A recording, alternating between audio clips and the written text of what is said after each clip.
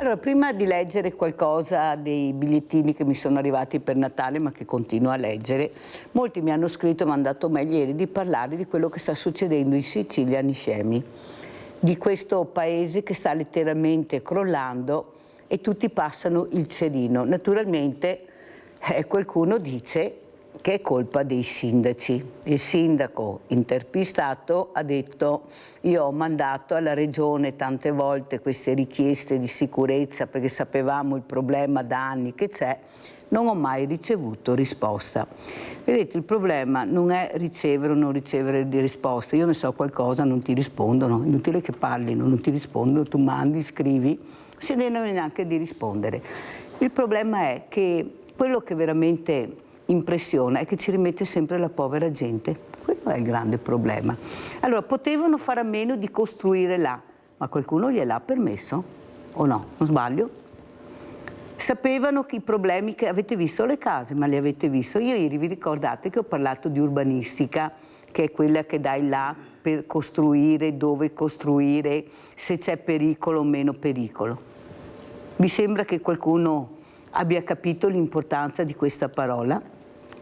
Adesso io non voglio capire, sapere, io voglio solo dire che non sappiamo mai la verità e non la sapremo mai. Sono stati stanziati milioni. Dove sono andati a finire che non hanno fatto niente? Chi è che ha maneggiato tutti questi soldi? Ci sarà qualcuno che li ha ricevuti sti soldi? Tutti passano il cerino, la colpa è di qua, la colpa è di là, la colpa è sempre nostra, che ne paghiamo le conseguenze. Allora io chiedo alla politica nel 2026 di partire con la trasparenza, perché sono soldi pubblici, sono soldi che piovono dal cielo. Qualcuno ha detto: le Olimpiadi sono un sogno. Sì, ma il sogno lo paghiamo noi alla fine. Vorremmo anche capire che sogno quando apriremo gli occhi, perché sono soldi pubblici, sono soldi nostri.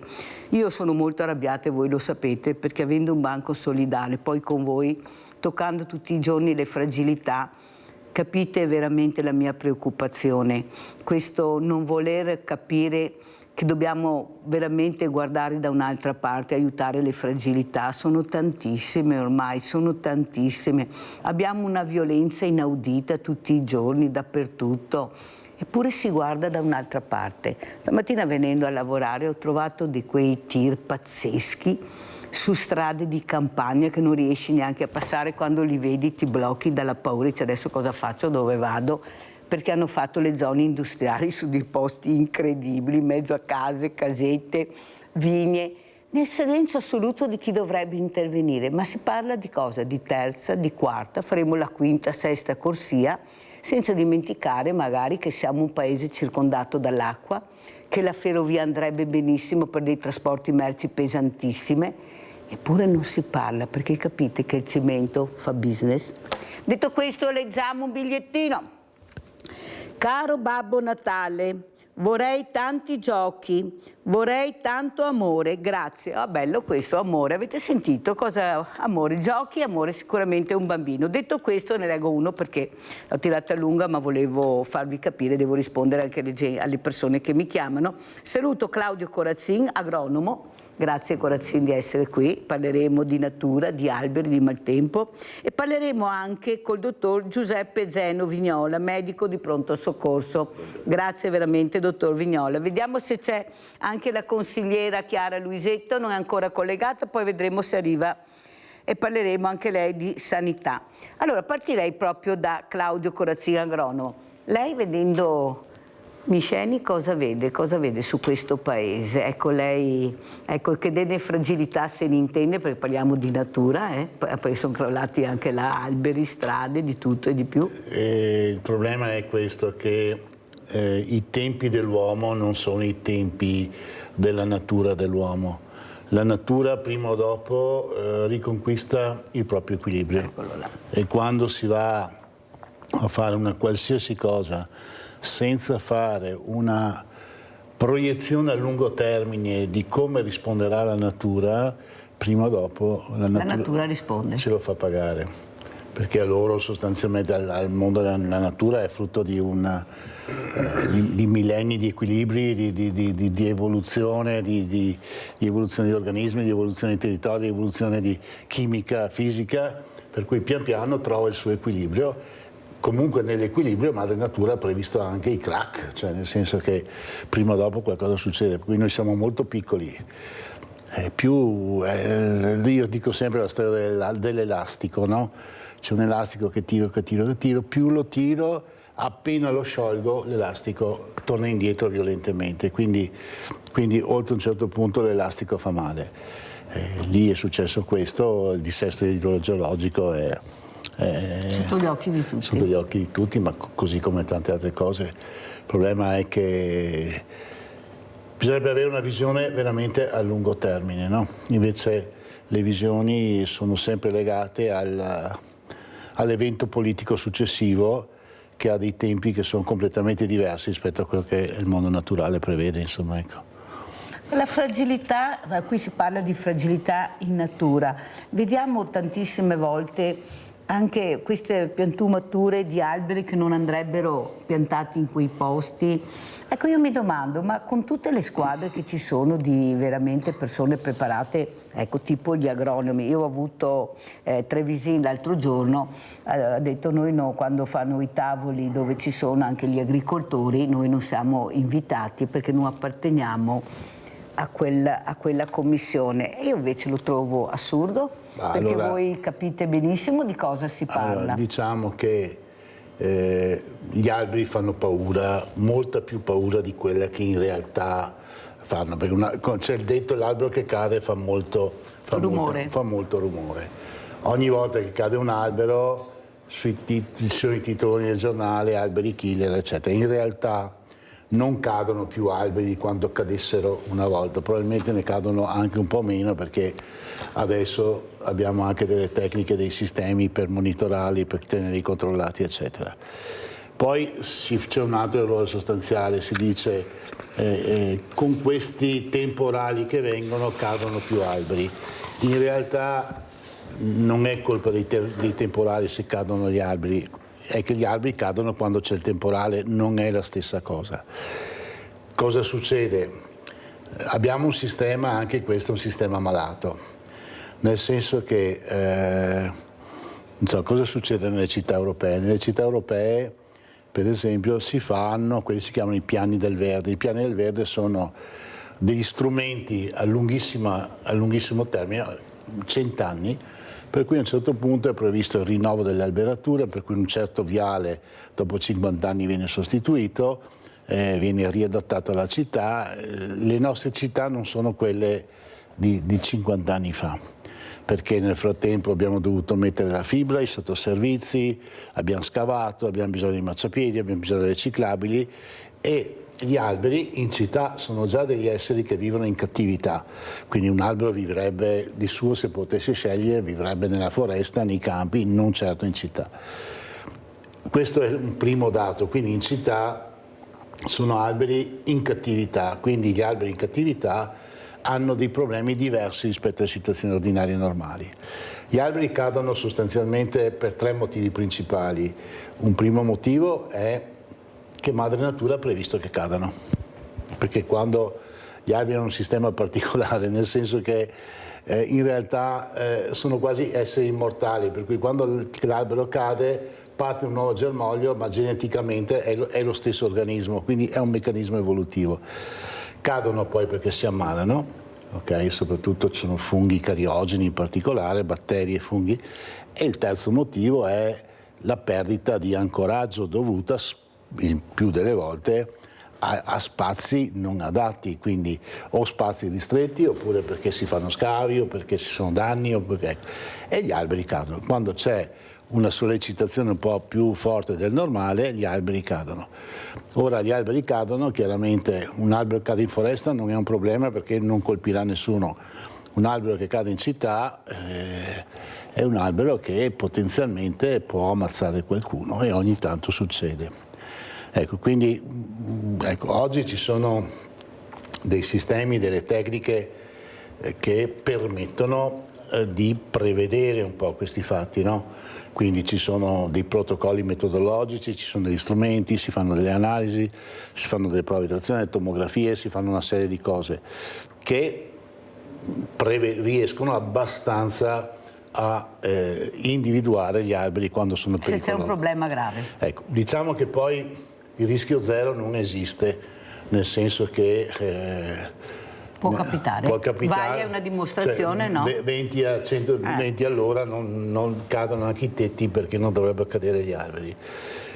Quindi, però poi non è che dobbiamo rinunciare agli alberi di città, perché gli alberi sono soprattutto... Però monitorare di più sì. Monitorare di più sì, però insomma in realtà anche si fa questo, cioè nel senso che ci sono... A Venezia non è stato fatto quell'albero che è caduto? Anche lì c'è un problema di, chiamiamoli, no, perché poi si passa sempre il cerino, si passa sempre il cerino da un'altra parte, non si sa mai di chi è la colpa. C'è un altro problemino dall'altra parte, però, che sta diventando un problema molto molto serio, che se da una parte si fa un monitoraggio, si decretano determinate scelte, dall'altra parte ci sono anche gruppi di pressione, spesso molto poco preparati tecnicamente, che si oppongono, per cui ogni volta che io decreto l'abbattimento di un albero, ogni volta si scatena il putiferio, perché io distruggo l'ambiente, io distruggo l'ossigeno, io distruggo queste cose qua, ecco.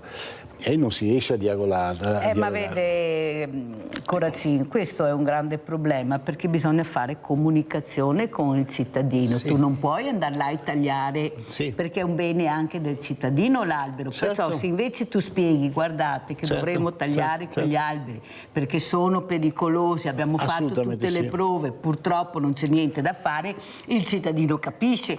Ma no, cioè l'arroganza a volte del potere è che io arrivo là, taglio, non ti dico niente, e tu dici ma perché l'hanno tagliato? Ma era sano, ma tu non puoi dire che era sano, sono gli addetti ai lavori che devono spiegare. E questo non avviene, perché comando io e faccio quello che voglio io. Questo regna in Italia, non c'è trasparenza su niente, l'ho appena detto, quello che sta succedendo. Il sindaco dice di Niscemi, ho avvisato la regione, guardate le mail, dice le date, la risposta di Musumeci è il sindaco doveva avvisare. Allora capite bene che una casa dice ma allora chi è che ha ragione qua?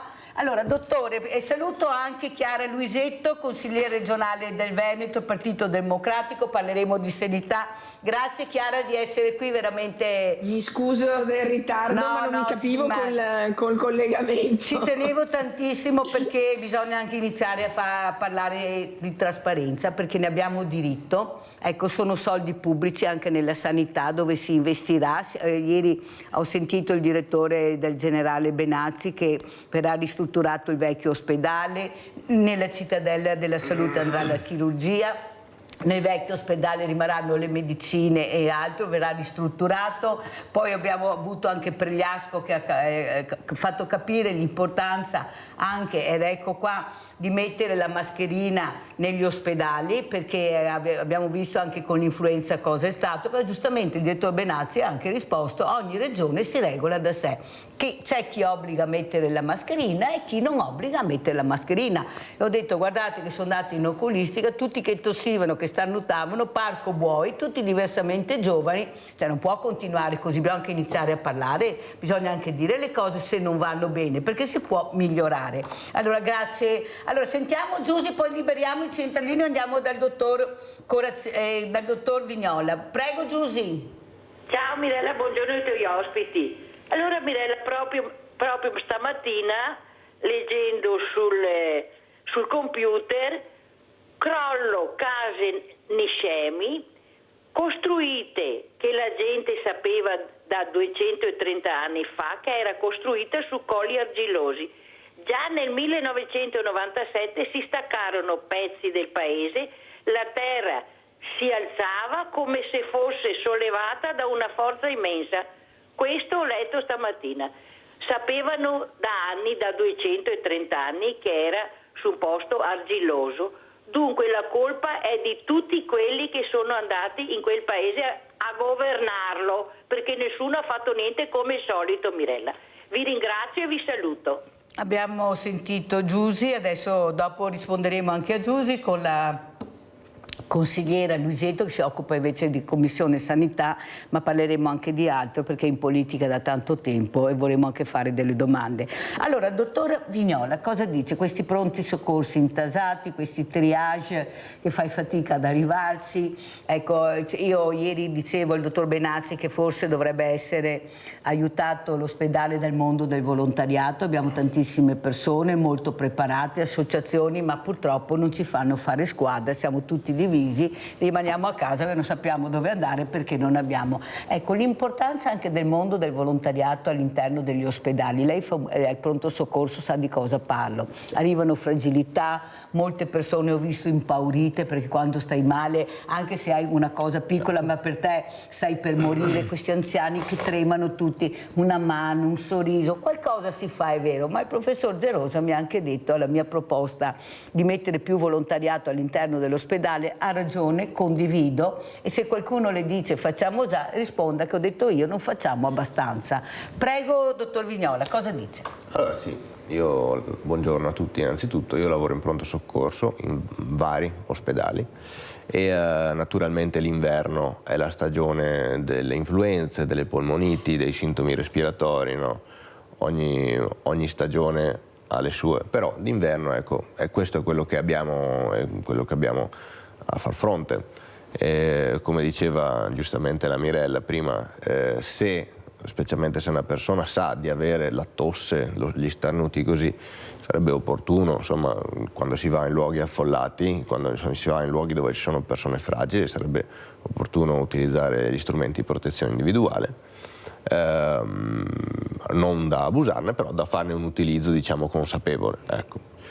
Naturalmente alcuni ospedali dove lavoro, visto che hanno avuto delle difficoltà a far fronte specialmente all'ondata influenzale con i sintomi respiratori di un mese fa, qualche settimana fa, adesso insomma in alcune situazioni ho visto che è un po' meglio, ecco.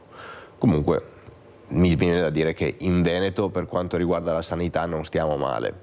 Potrebbe andare peggio, ci sono altre regioni in cui lavoro, in cui ho lavorato, senza dire il nome di queste altre regioni, però la situazione in Veneto mi sento di dire che non sia male, ecco, anzi. I servizi vengono, per quanto possibile, i servizi vengono garantiti al cittadino, e c'è una struttura, insomma, una strutturazione capace di accogliere i ricoveri, capace di trattare i pazienti. Quindi ecco, questa è la realtà che viviamo. Io facevo un'altra domanda, dottor Vignola, nel senso che ieri, sentendo anche Pregliasco, non è che in ospedale ci sia solo l'influenza, certo, oppure ci sono i batteri, i virus. Perciò io quando entro, se sono fragile, sono a rischio. Certo, infatti. È inutile che diciamo, so anch'io che l'ospedale funziona all'interno, poi quando esci non funziona più niente, però all'interno, per carità. Però io vorrei anche capire che vorrei essere in sicurezza quando entro su questo ambiente. Io non posso sapere chi incontro e se sono proprio sano come penso di essere. Allora, Chiara Luisetto, cosa dice lei? Ecco, perfetto, dal momento che dovevo rispondere è caduta la Chiara Luisetto. Vabbè, vediamo se ritorna. Perché non devo essere fortunato. La mia salute è sacra e qualcuno deve decidere, visto che abbiamo gli strumenti, le mascherine ci sono, c'è stato un business di mascherine. Guardate, io al Banco Solidale avrò 20-30 cartoni di mascherine che sto cercando anche di distribuire dove ce n'è bisogno, perché io le ho sempre adoperate al Banco Alimentare, sempre, comunque gel e mascherina, perché siamo in tanti e non so chi è la persona che arriva e cosa.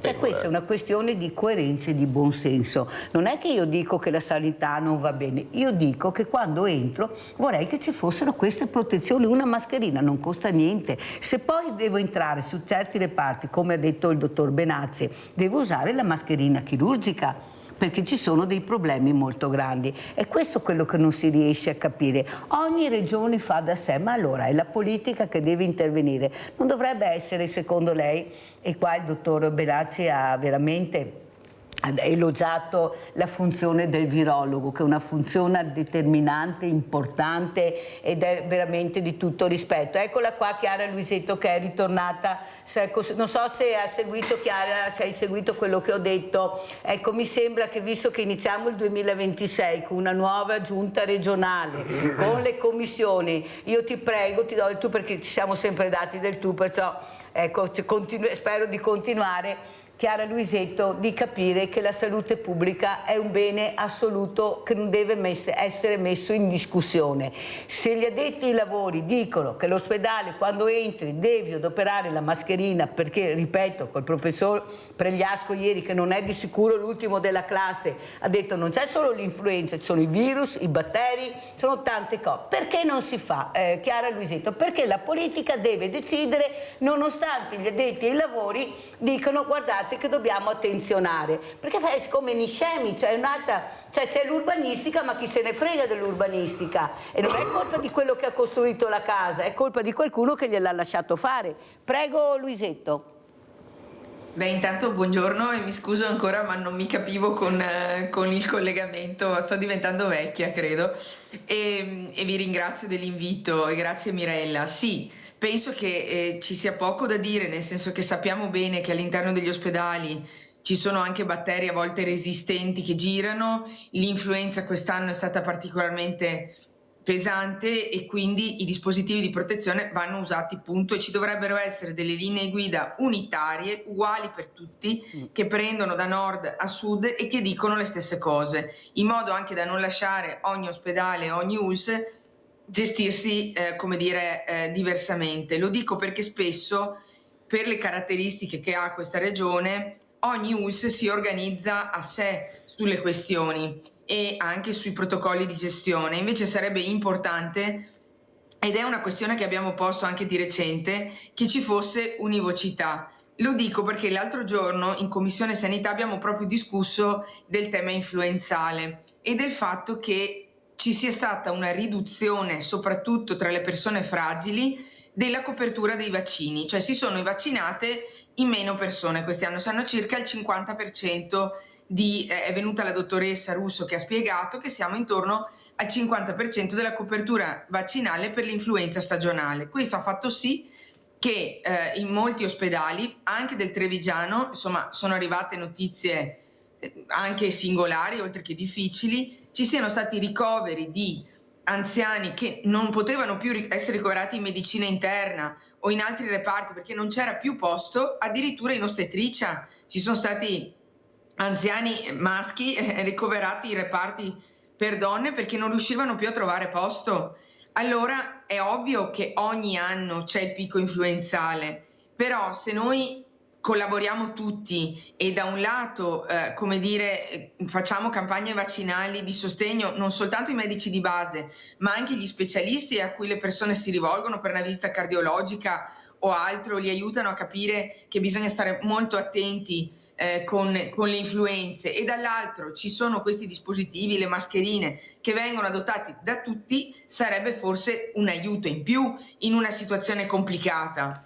Allora, la discussione che abbiamo avuto in commissione l'altro giorno è stata anche su questo, quindi siete arrivati proprio a fagiolo, perché noi dicevamo come opposizione, ma con l'obiettivo di collaborare, bisogna essere un attimo più rigidi e informare le persone di più sui rischi che corrono e soprattutto negli ospedali dare direttive chiare a tutti. Questo vale per le mascherine, ma vale anche per l'inserimento, ad esempio, nelle graduatorie per le case di riposo, dove ogni ULS si organizza diversamente, il cosiddetto registro unico, con il risultato che abbiamo una grande confusione, che il numero che noi abbiamo in testa, 10.900 anziani in casa che aspettano di entrare in casa di riposo perché non c'è posto, è un numero che ci racconta tanto della fragilità anche delle famiglie e della fatica di far fronte a emergenze di salute, alla quotidianità di questi anziani che vivono proprio la fragilità.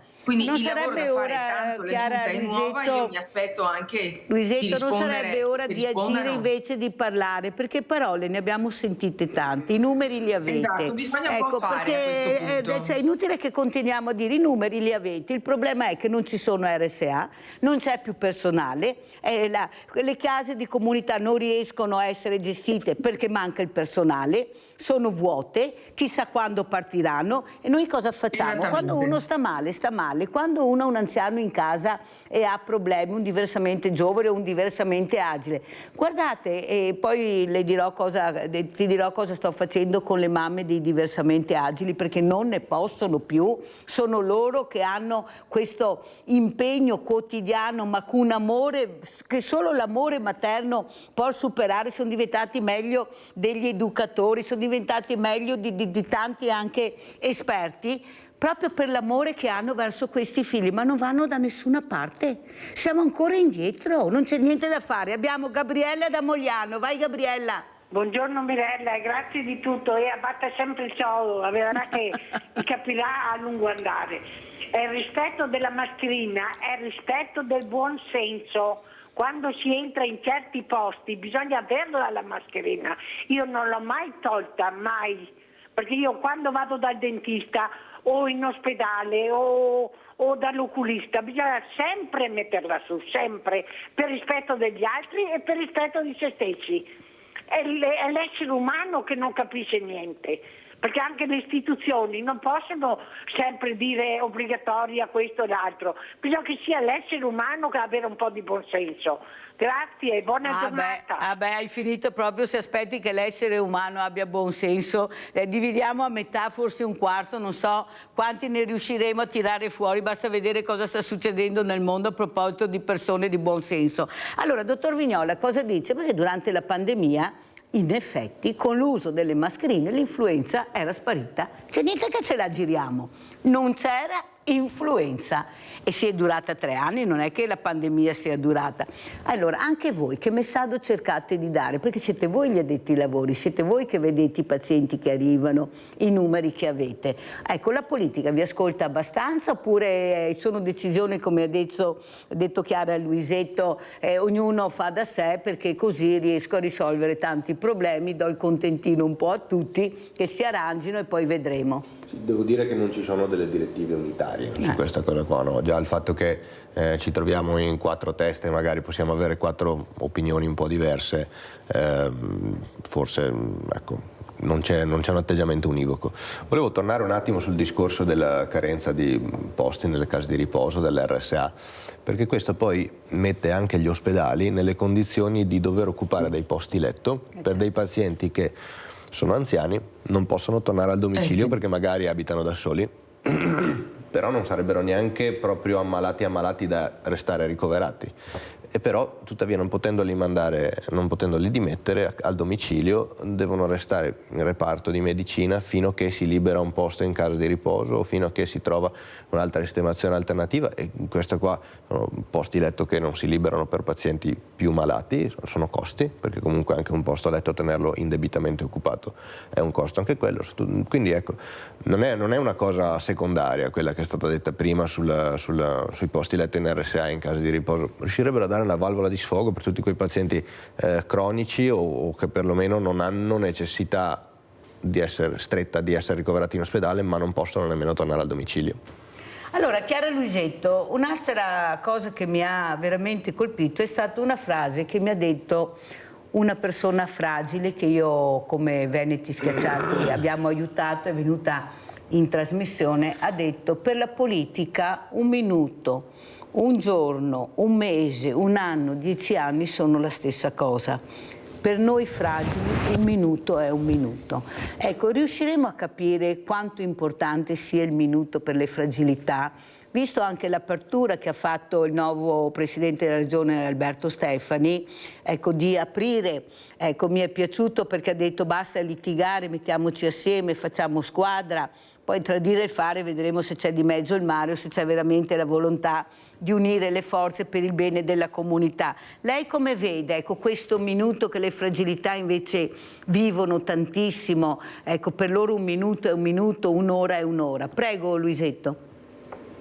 Allora, grazie di aver riportato questa frase. Io nel mio lavoro, prima della politica e dopo aver fatto il sindaco, nel mio lavoro mi sono sempre occupata di persone fragili e che hanno attraversato, come dire, la vita quotidiana, ed è veramente una realtà quella che un minuto pesa tantissimo, perché affrontare giornate con persone con disabilità o persone non autosufficienti senza avere aiuti sufficienti invece vuol dire spesso ricondizionare tutta la vita, cioè essere lì con la testa, col cuore, con le forze fisiche, psichiche, tutto il giorno. Quando il presidente Stefani al primo consiglio regionale ha aperto alla costruzione, cioè ha aperto alla legge sui caregiver familiari, che è un progetto di legge che io ho presentato dicendo dialoghiamo insieme, e ha detto bisogna ripartire da chi è in casa, per me è stato particolarmente importante, perché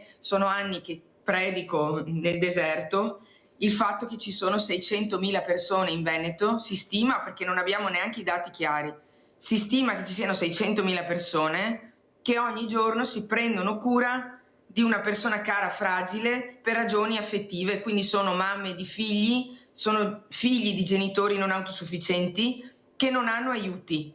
Allora, questo progetto di legge che adesso inizieremo a discutere, e spero diventi una legge, ha l'obiettivo di dire iniziamo a dare una mano vera, a dare servizi, a far sì che se io devo chiedere un aiuto per mio figlio o per mia mamma o mio papà che devo gestirmi in casa perché non trovo altre risposte, intanto non debba fare il giro delle 7 chiese per avere una risposta, e quindi ci sia una persona che mi risponde ai bisogni. Secondo luogo, che io abbia supporto, io che mi prendo cura anche psicologico, e poi che se io mi ammalo, devo fare un intervento o ho solo bisogno di andare a fare la spesa, ci sia qualcuno che si prende cura della mia persona cara. Qualche settimana fa sono andata all'inaugurazione di un centro, di un caffè Alzheimer, un luogo in cui i familiari e gli anziani si ritrovano a Torre di Quartesolo, chi ha patologie di Alzheimer. Una signora mi ha preso un braccio e mi ha detto: io se voglio andare dalla parrucchiera, siccome mio marito ha l'Alzheimer da 3 anni e non ho figli, devo partire prestissimo la mattina, chiedere alla mia vicina di casa che controlli che non scappi, e devo tornare a casa velocissima. Allora, noi siamo una regione che non ha ancora una legge che tutela chi si prende cura, e per me è una priorità questa. Ci sto lavorando da 2 anni, l'avevo proposta nella passata legislatura, adesso l'ho ridepositata, ho visto che il presidente Stefani ha aperto alla discussione e adesso ci stiamo lavorando. Io sono anche disponibile a migliorare, a confrontarmi su sta legge. L'importante è che proviamo a dare servizi a ste persone, è una struttura. Se posso, Mirella, dire un'ultima cosa.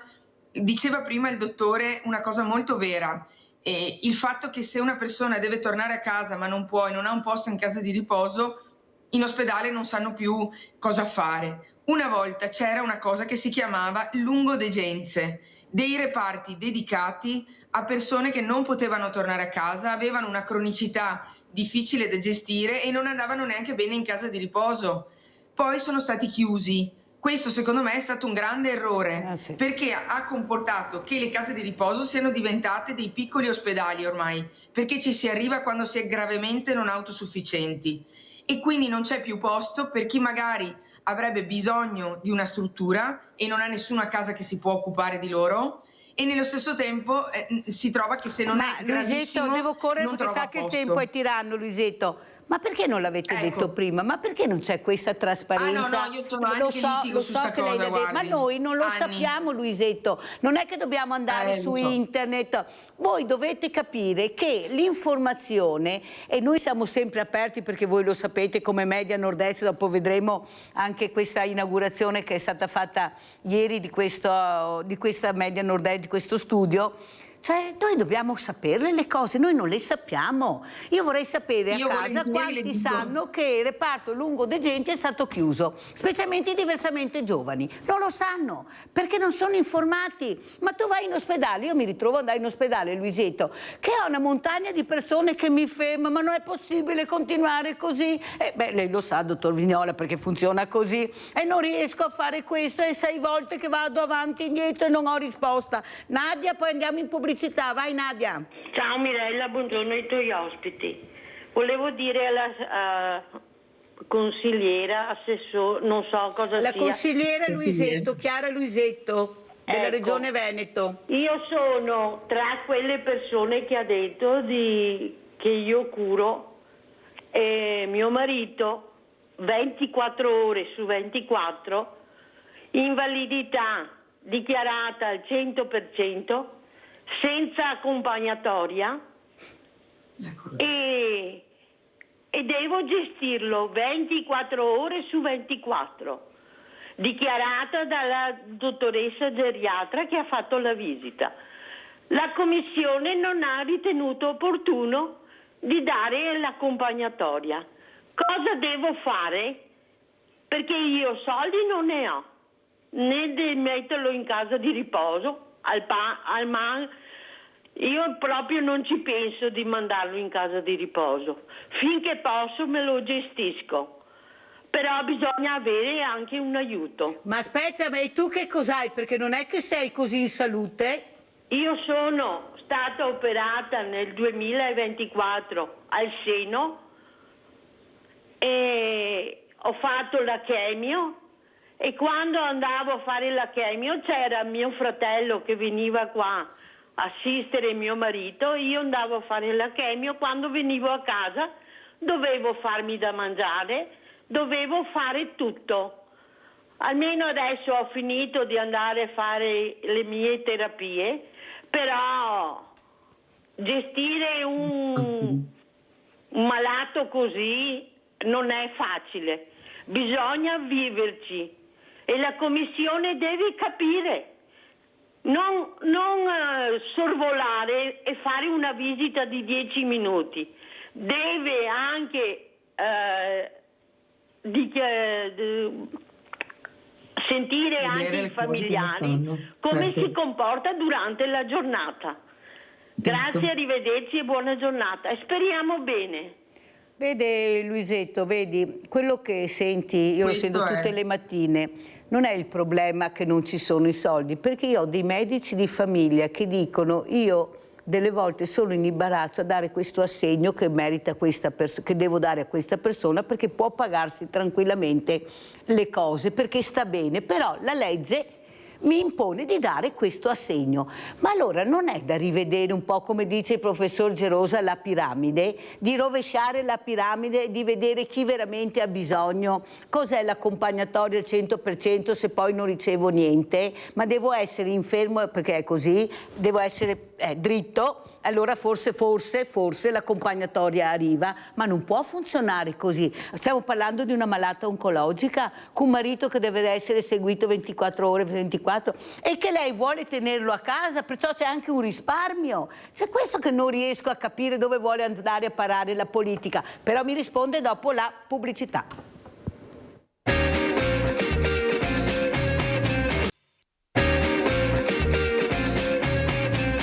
Siamo con Claudio Corazzin, agronomo, col dottor Giuseppe Zeno Vignola, medico di pronto soccorso, con Chiara Luisetto, consigliere regionale Veneto del Partito Democratico sulla Commissione Sanità. Io volevo sentire anche Luisetto quello che mi ha raccontato adesso Claudio Corazzin. Sono stato in ospedale 1 anno all'interno, tutto bene, coccolato, seguito, curato benissimo. Esco, crolla tutto. Prego, Corazzin. Sì, allora, io sono un uomo fortunato perché ne sono uscito vivo da questa situazione drammatica, improvvisa e imprevista. Cioè, io ho fatto praticamente 1 anno, un po' di più di 1 anno di ospedale, continuo, poi discontinuo in alcuni tratti. E devo dire che finché ero in ospedale io sono stato coccolato, curato da bravissimi medici, da bravissimi infermieri, da bravissime OS, eccetera. Devo dire, come diceva, a parte il cibo che in alcuni posti fa veramente senso, ma per il resto tanto di cappello. Cioè, io non so se è un'esperienza mia, sono stato fortunato che... Il problema poi succede però che quando hai esperienze di questo tipo, quindi problemi seri, ma sei quasi guarito, perché non è che guarisci, ma ne esci che puoi uscire, hai la lettera di dimissione e con la lettera di dimissione poi sei da solo, cioè vai dal tuo medico di base che conosce fino a un certo punto la tua storia, non hai nessun punto di riferimento, se devi prenotarti un qualsiasi esame alla fine finisci in lista d'attesa, per cui poi alla fine se sei fortunato te lo devi pagare, non sai a chi telefonare, sei abbandonato a te stesso quando hai avuto un problema di salute molto, molto importante, molto serio. E quindi non c'è nessuno che ti dice ogni 6 mesi devi farti questo tipo di controllo se non te lo ricordi tu. Cioè non c'è un... Ecco, magari... L'accompagnamento al dopo ospedale. Esatto. Gianni da Padova, vai Gianni! Buongiorno a tutti, Buongiorno. ai suoi ospiti e a lei. Io mi sono collegato un po' in ritardo e non ho sentito l'intervento del medico del pronto soccorso, però ho sentito bene l'intervento della consigliera. La consigliera regionale, Chiara Luisetto. Luisetto, bene. Io le dico solo un'esperienza che stiamo vivendo in questo momento. Io sto vivendo in casa in questo momento. Perché sono problemi di figli di amici, insomma. Praticamente il papà di questi amici è ricoverato in questo momento in un ospedale di Padova, non so se posso fare nomi ma non li faccio, è in reparto geriatrico, non riesce a fare niente, praticamente gli devono dare da mangiare, lo devono cambiare, gli devono fare lavarlo, fare tutto, cioè lui praticamente non è in grado di fare niente. Ha 72 anni e l'anno prima è stato ricoverato in un altro ospedale, poi l'hanno spostato in questo ospedale che è in via Fagiolati ed è ricoverato lì in reparto geriatrico. Adesso lo vogliono dimettere. La commissione sta valutando, però ha detto che è troppo giovane per dargli la invalidità e quindi l'accompagnamento. I figli lavorano, non sono in grado di seguirlo. A casa ha una mamma che ha 92 anni, che ha bisogno anche lei di essere seguita, e lui vogliono dimettere. Adesso io dico, ma hanno un po' di cuore sta gente oppure sanno cos'è il cuore? Questa gente, questi direttori, perché praticamente è responsabile del reparto, che ha detto noi il nostro lavoro è finito, cioè cosa hanno fatto? L'hanno stabilizzato, e il nostro lavoro è finito, adesso noi lo dimettiamo, lo mandi a casa. E chi c'è a casa? Una mamma di 92 anni che l'assiste. Gli hanno dato il problema, ha detto va bene, aspetta, poi essendo che lui da un po' ha fatto una edema cerebrale, praticamente è da un po' che lo stiamo seguendo, gli hanno anche bloccato la pensione perché se non va a ritirarla l'INPS non paga la pensione, quindi c'è bisogno anche di avere la possibilità che i figli possano andare a ritirare la pensione, perché la pensione è bloccata. Per avere la possibilità di andare a ritirare la pensione devi andare in prefettura, cioè ci vuole non so quante carte che stanno facendo per avere la possibilità di prendere la pensione, per comprargli le mutande, le canottiere da dargli a questa persona che è lì. Lì non è assistito per niente, lui danno a mangiare, lo legano addirittura perché lui si leva il catetere, si leva le sonde che ha addosso, quindi è legato sul lettino e questo lo vuol dimettere. Ma siamo tutti pazzi. Molto chiaro Gianni, ti ringrazio, scusa Gianni ma devo correre, ma hai spiegato benissimo il caso, ne potremmo contare come il tuo 100.000 casi che stanno aspettando risposte. So che anche il dottore ci deve lasciare, il dottor Vignola, ecco come commenta, ecco lei è un medico, ecco c'è questa sensibilità all'interno degli ospedali che si sente, avete sentito i complimenti, il problema è il dopo non è colpa di questi medici, devono eseguire anche loro loro quello che è prescritto, il protocollo. Io il mio lavoro l'ho fatto, in questo momento non posso fare altro, perché non è un albergo e non posso farlo rimanere qui. Però io dove vado, come dice Gianni giustamente, casa 90 anni, ecco il ruolo del medico in questo, e questa è la mia domanda, perché giustamente Gianni si pone la domanda anche a casa, ma tu medico perché fai questo sapendo le condizioni? Possibile che non si riesca a trovare una soluzione all'interno degli ospedali? Sai che non c'è posto per questa persona e a casa sarebbe veramente un problema. Prego. Il medico del reparto si trova purtroppo suo malgrado a dover mediare due diverse necessità: la necessità di persone che hanno bisogno del ricovero, di restare in ricovero, e la necessità di altre persone che hanno bisogno di accedere al ricovero. Certo. Nel senso, no? Quindi questa... Cosa chiederebbe a Chiara Luisetto? Lei fa parte della Commissione Sanità. Dottor Vignola, cosa chiederebbe? Cos'è che la preoccupa di più in questo momento? Anche proprio come medico di pronto soccorso. Abbiamo già parlato anche prima della necessità di avere delle lungodegenze, magari, no? Come diceva lei. Sì, esatto, per poter collocare dei pazienti che non possono tornare a domicilio e che però non hanno più bisogno di un ricovero propriamente detto in medicina. Ecco, questo andrebbe a snellire un pochettino i flussi, si può intanto lavorare su questo. Mi sembra molto chiaro. Chiara Luisetto, più chiaro di così abbiamo sentito Nadia, Gianni, abbiamo sentito Corazzin. Prego Luisetto. Credo che le esperienze, le telefonate e anche l'esperienza del dottor Corazzin siano proprio un esempio di quello che sta succedendo in Veneto alle famiglie e alle persone. L'aver chiuso le lungodegenze ancora diversi anni fa è un elemento che ha reso sicuramente più fragile il sistema, ma quello che diceva il dottor Corazzin prima, secondo me, è significativo, perché il vero tema non è l'assistenza ospedaliera, che è anche di eccellenza, ci sono professionisti bravissimi in ospedale. Il tema è l'assistenza di territorio. Noi sappiamo che i sistemi europei che funzionano meglio in termini di sanità sono sistemi in cui l'assistenza al territorio, i distretti ospedalieri, in sto caso le case di comunità, ma prima ancora delle case di comunità, i distretti dove trovo risposte che una volta c'erano e nel 2016 con la legge Mantoan sono stati sostanzialmente prosciugati di servizi, quei sistemi lì aiutano le persone ad avere delle risposte vicine. Per rispondere a Gianni che ha chiamato poco fa, il medico probabilmente del reparto farà anche lui quel che può, nel senso che a un certo punto qualcuno gli dirà: guarda che mi serve, devi liberare il letto perché ci sono altri. Mandare a casa una persona di 70 anni con una mamma di 92 in quelle condizioni vuol dire fare scoppiare una famiglia. Perché come fai a gestire una situazione del genere da solo? Li mandiamo a Cortina, Luisetto, li mandiamo a Cortina tutti. Ecco, andiamo là, che c'è il ben di Dio là, andiamo tutti a Cortina. Qual è il problema? Abbiamo risolto i problemi del Veneto a Cortina, perché sembra che adesso tutto si risolva perché si va là.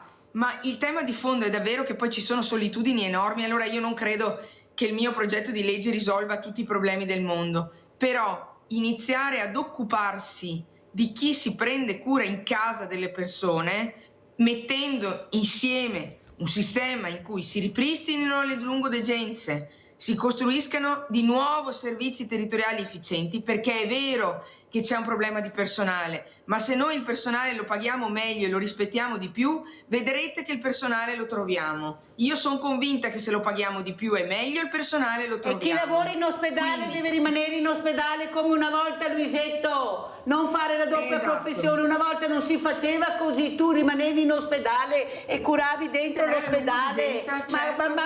Ma volete svegliarvi a casa, sì o no, e capire come stanno le cose? Roberto da Venezia, vai Roberto. Pronto, buongiorno signora. Buongiorno.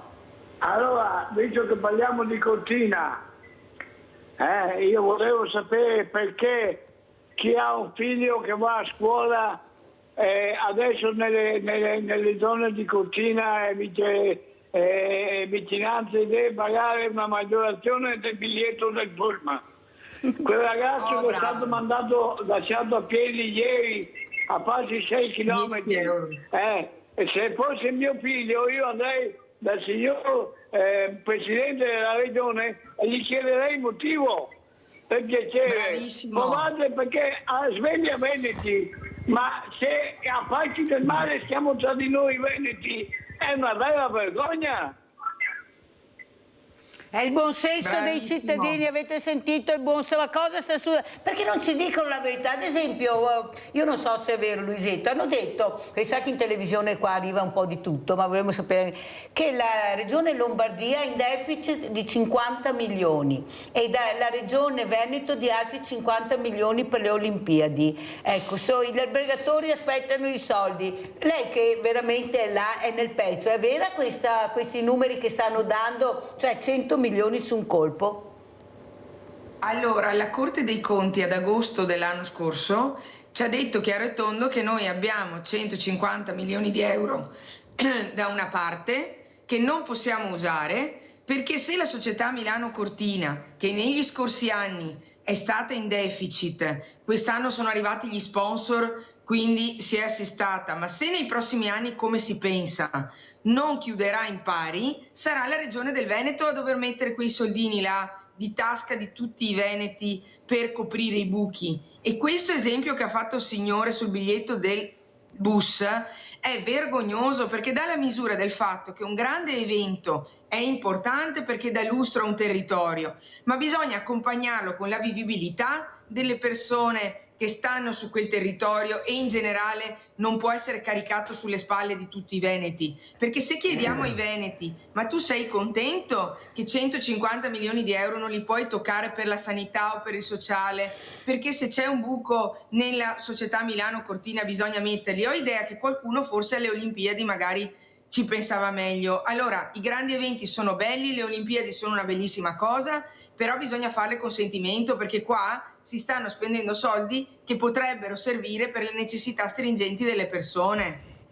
Io devo chiedervi scusa, ma devo andare all'ospedale di Bassano, perché tra l'altro. ormai chiudiamo. Allora, come ci saluta Luisetto? Con quale messaggio? Vediamo.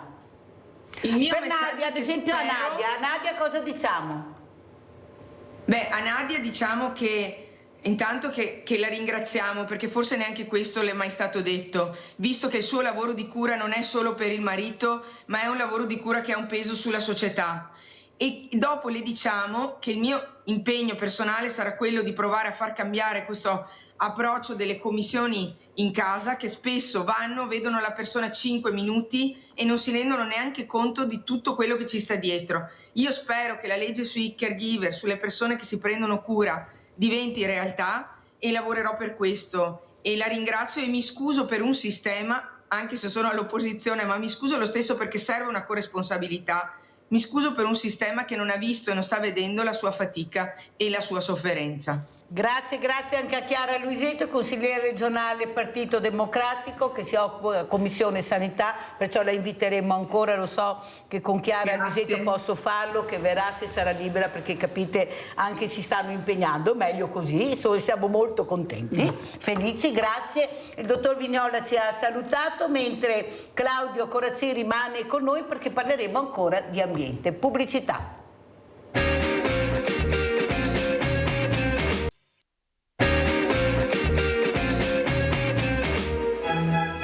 Ecco uno dei 10 favi che compongono l'alveare. Mediamente 70.000 api operaie, qualche centinaio di fuchi, i maschi, una sola ape regina. Qui vediamo la danza che l'ape esegue per comunicare. Trovata un'interessante fioritura, una fonte di nettare, l'ape di ritorno all'alveare rigurgita qualche goccia del prezioso liquido e attira l'attenzione delle compagne. Con questa danza indica loro la direzione che devono prendere uscendo dall'alveare e guardando il sole. La velocità dei movimenti indica la distanza. Più veloce la danza, più vicina alla fonte del nettare. Più lenta significa più lontana. Nella sua breve vita un'ape visita 3 milioni di fiori. 1 migliaio di fiori ad ogni viaggio e il carico di nettare che porta nell'alveare corrisponde all'80% del proprio peso. In Italia ci sono 75.000 apicoltori con 1,5 milioni di alveari. Ed ecco la regina, l'unica femmina feconda dell'alveare, genera 2 milioni di individui nell'arco della sua vita. Ha quel puntino di colore azzurro fatto dall'apicoltore per indicarne l'età. È un codice internazionale e in questo caso la regina è nata nel 2020.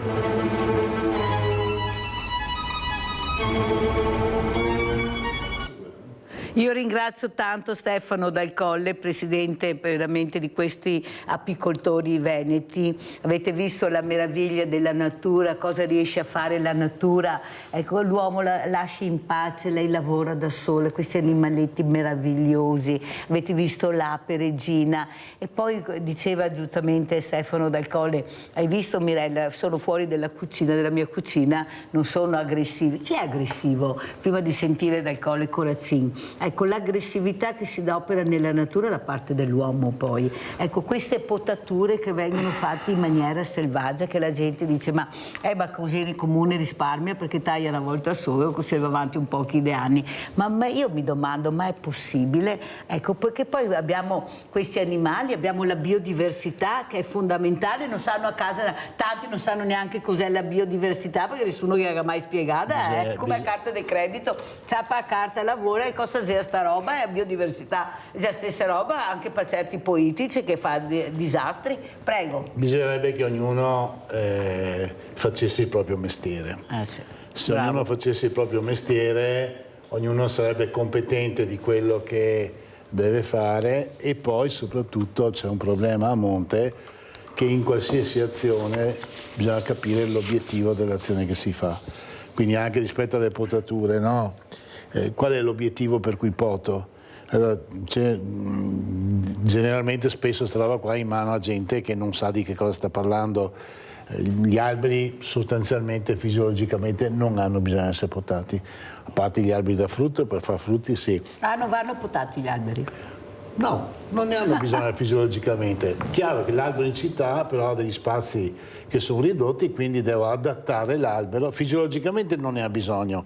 L'albero poi va trattato perché essendo in spazi ristretti in qualche modo lo devo far stare dentro sta gabbia dove l'ho messo. Lo devo un po' curare, diciamo, adeguare. Però l'albero, come qualsiasi, sono degli esseri assolutamente viventi che rispondono. Io adesso non prendetemi per matto, ma ci parlo perché faccio questo di mestiere, capisci le reazioni, vedi come reagiscono agli stimoli, eccetera. E più li tratto male, peggio si comportano, no? Spesso il problema qual è, ad esempio, che l'albero alto è un albero pericoloso. No? Guardiamo anche le immagini con la regia che ha mandato Corazzin sugli alberi, per cortesia, prego. Gli alberi alti non sono alberi pericolosi, perché se sono alti Madre Natura ha fatto l'evoluzione per cui sono diventati tali. Ecco, la potatura è sempre una forzatura che crea ferite, che crea disquilibri ormonali, che crea squilibri di tantissimi tipi, no? Quindi l'albero che viene trattato male è un albero che diventa nel tempo pericoloso. Quando io sento dire ma gli alberi bisogna potarli per renderli sicuri, bisogna potarli bene, se no è meglio non farlo. Ecco, cioè ci sono... Qui cosa vediamo ad esempio? Questo è un grande platano completamente cavo e uno dice l'albero vuoto quindi è pericoloso. No, l'albero vuoto in questo caso è vuoto ma non è pericoloso. Se pensiamo a un tubo, i tubi innocenti con cui si fanno le impalcature sono tubi vuoti, quindi anche qua ci sono delle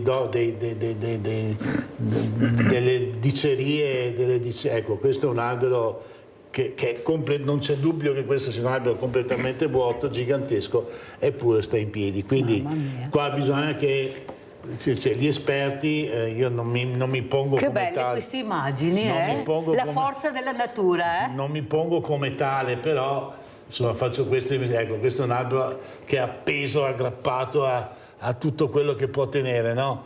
Cioè, se guardiamo gli alberi da questo punto di vista ci rendiamo conto di quanti soldi sprechiamo per niente. Questo però non vuol dire che non si deve fare niente, cioè nel senso che che poi se dobbiamo far convivere comunque... Questo quanti anni ha, Corazzini? Bah, questo sarà un albero di 500 anni più o meno, ecco.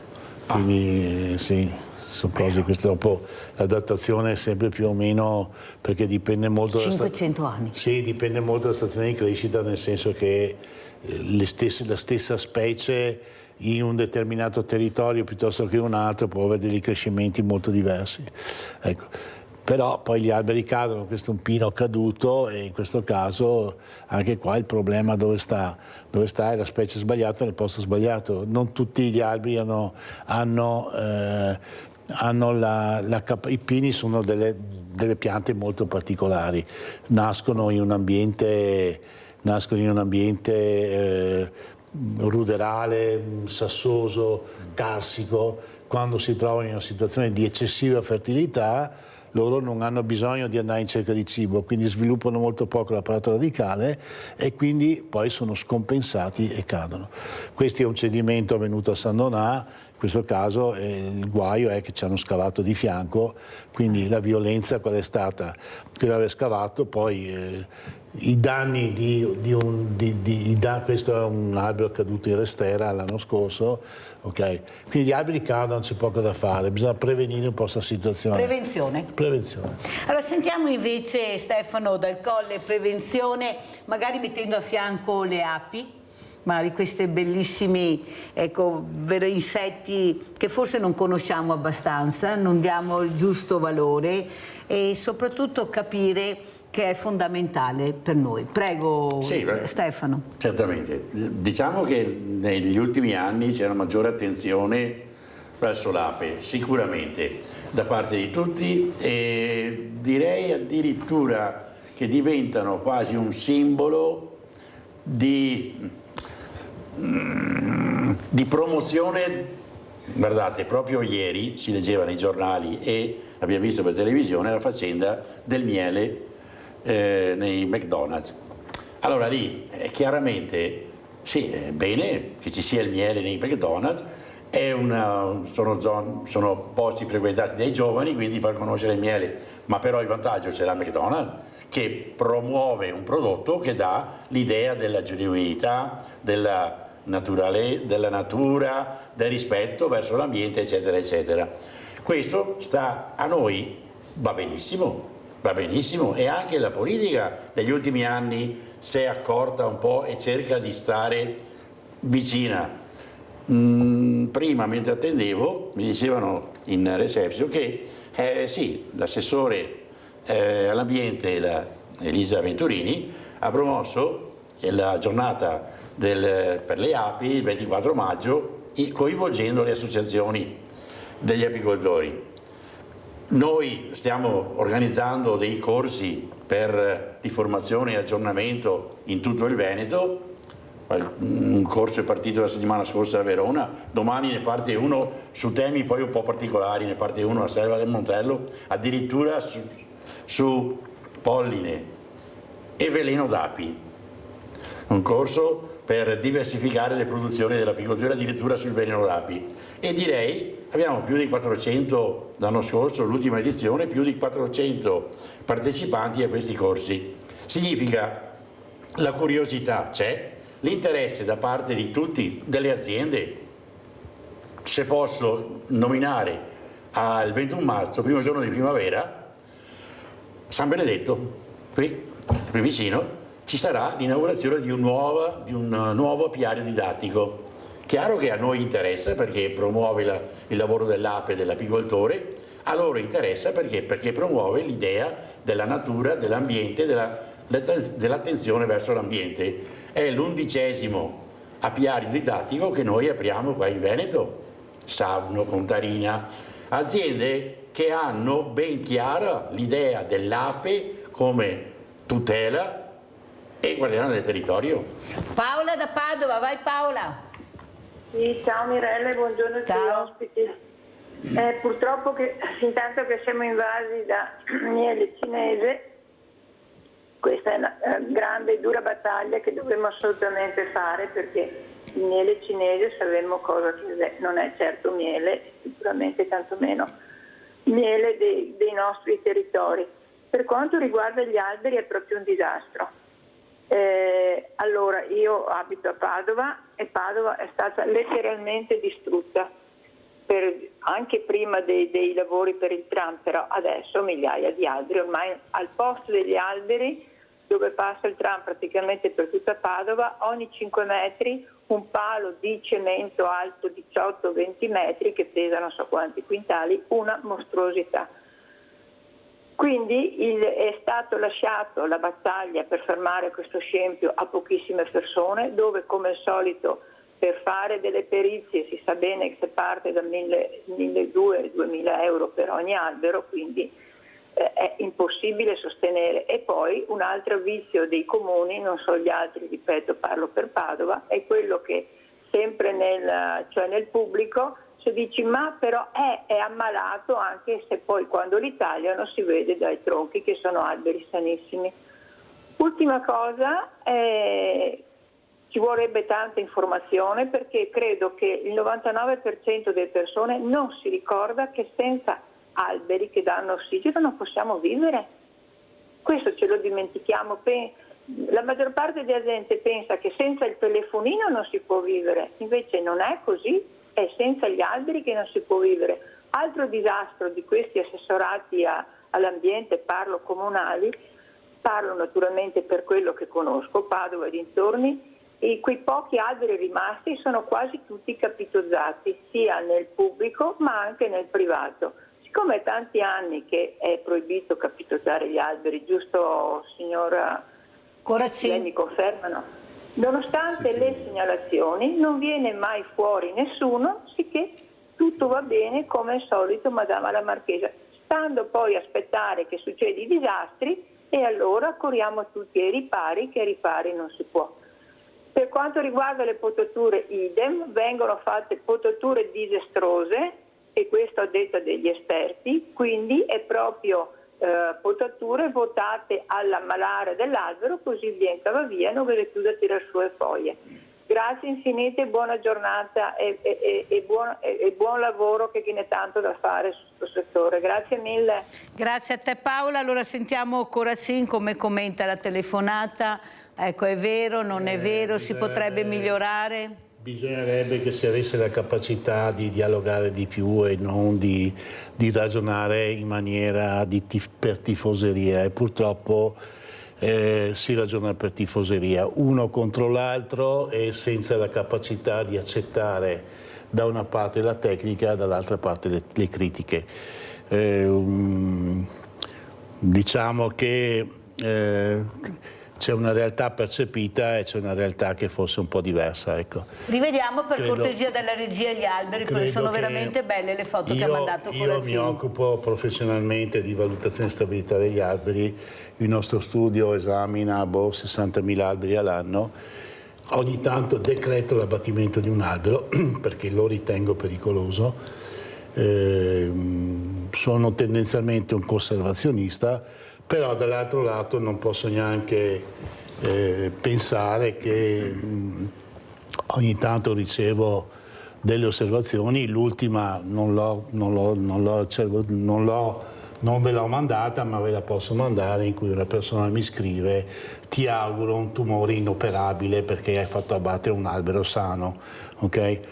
Poi sull'albero sano mi riservo la facoltà di decidere io se l'albero è sano o non sano, perché un albero può avere dei difetti strutturali non visibili per uno che non li sa leggere. Quindi nel momento in cui migliora la comunicazione staremo un po' ben meglio tutti. Se invece facciamo da una parte qualche forzatura, che sicuramente c'è, e dall'altra si scambiano gli alberi per dei gattini, ed è molto popolare farlo, perché poi alla fine crea molto consenso questa cosa, soprattutto sui social.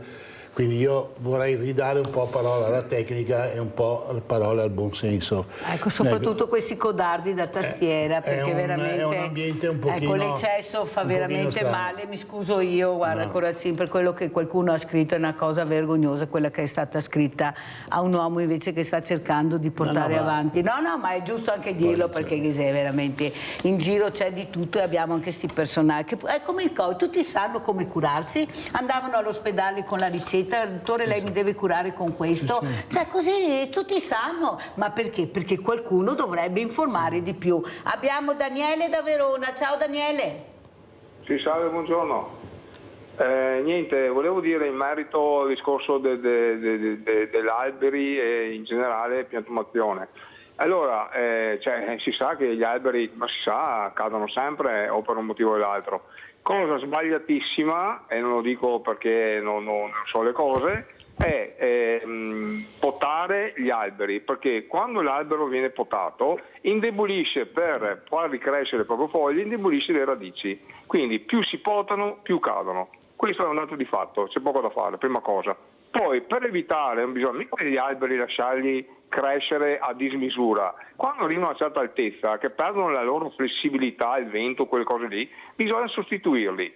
Quindi si dà un giro, chiaro, ci sono delle spese da sostenere, però se vogliamo del verde, l'ossigeno e sicurezza, bisogna fare anche questo, bisogna pensare in grande, diciamo così. Per quanto riguarda la zona boschiva, montagne e quant'altro, quelle, chiaro, è un bosco, si sa, ci va l'escursionista, però non è un albero che è presente in città con delle persone in gran numero, con le auto, tutto quello che insomma, che è una città sostanzialmente. Poi per quanto riguarda le api, io abito in zona del Val del Pone, che il signore apicoltore conoscerà sicuramente della Lessinia, che fa un ottimo miele naturale, però il problema è sempre il solito discorso che come zona piena di vigneti, di ciliegi, viene pompata di continuo e quindi le api dove vanno a succhiare? Vanno a succhiare il ciliegio, vanno a succhiare che chiaramente è inquinato e c'è una grande moria in merito. Quindi bisogna trovare delle zone per le api distanti da tutto questo, in certo qual senso, anche dei maniali, zone, non so, collinari, montane, quelle cose lì, da dedicare a loro praticamente. Quindi si salverebbero, secondo me, anche discorso api, ecco. Tutto qua, la ringrazio, buona giornata. Grazie a te Daniele, grazie, che bello questi confronti, veramente danno i consigli, è bella sta roba qua. Partiamo dalle api stavolta, vai. Le api. Allora, discorso del miele, molto semplice. Il consumatore deve saper scegliere. Se io trovo il miele al supermercato a 4 o 5 euro al chilo, devo mettermi il dubbio, ma insomma, da noi il miele italiano meno di 12-13 euro non può essere venduto. Allora faccio un esempio molto semplice per capirci. Io l'olio extravergine di oliva vado a comprarlo in Toscana da un amico che ha e lo pago 15 euro al litro.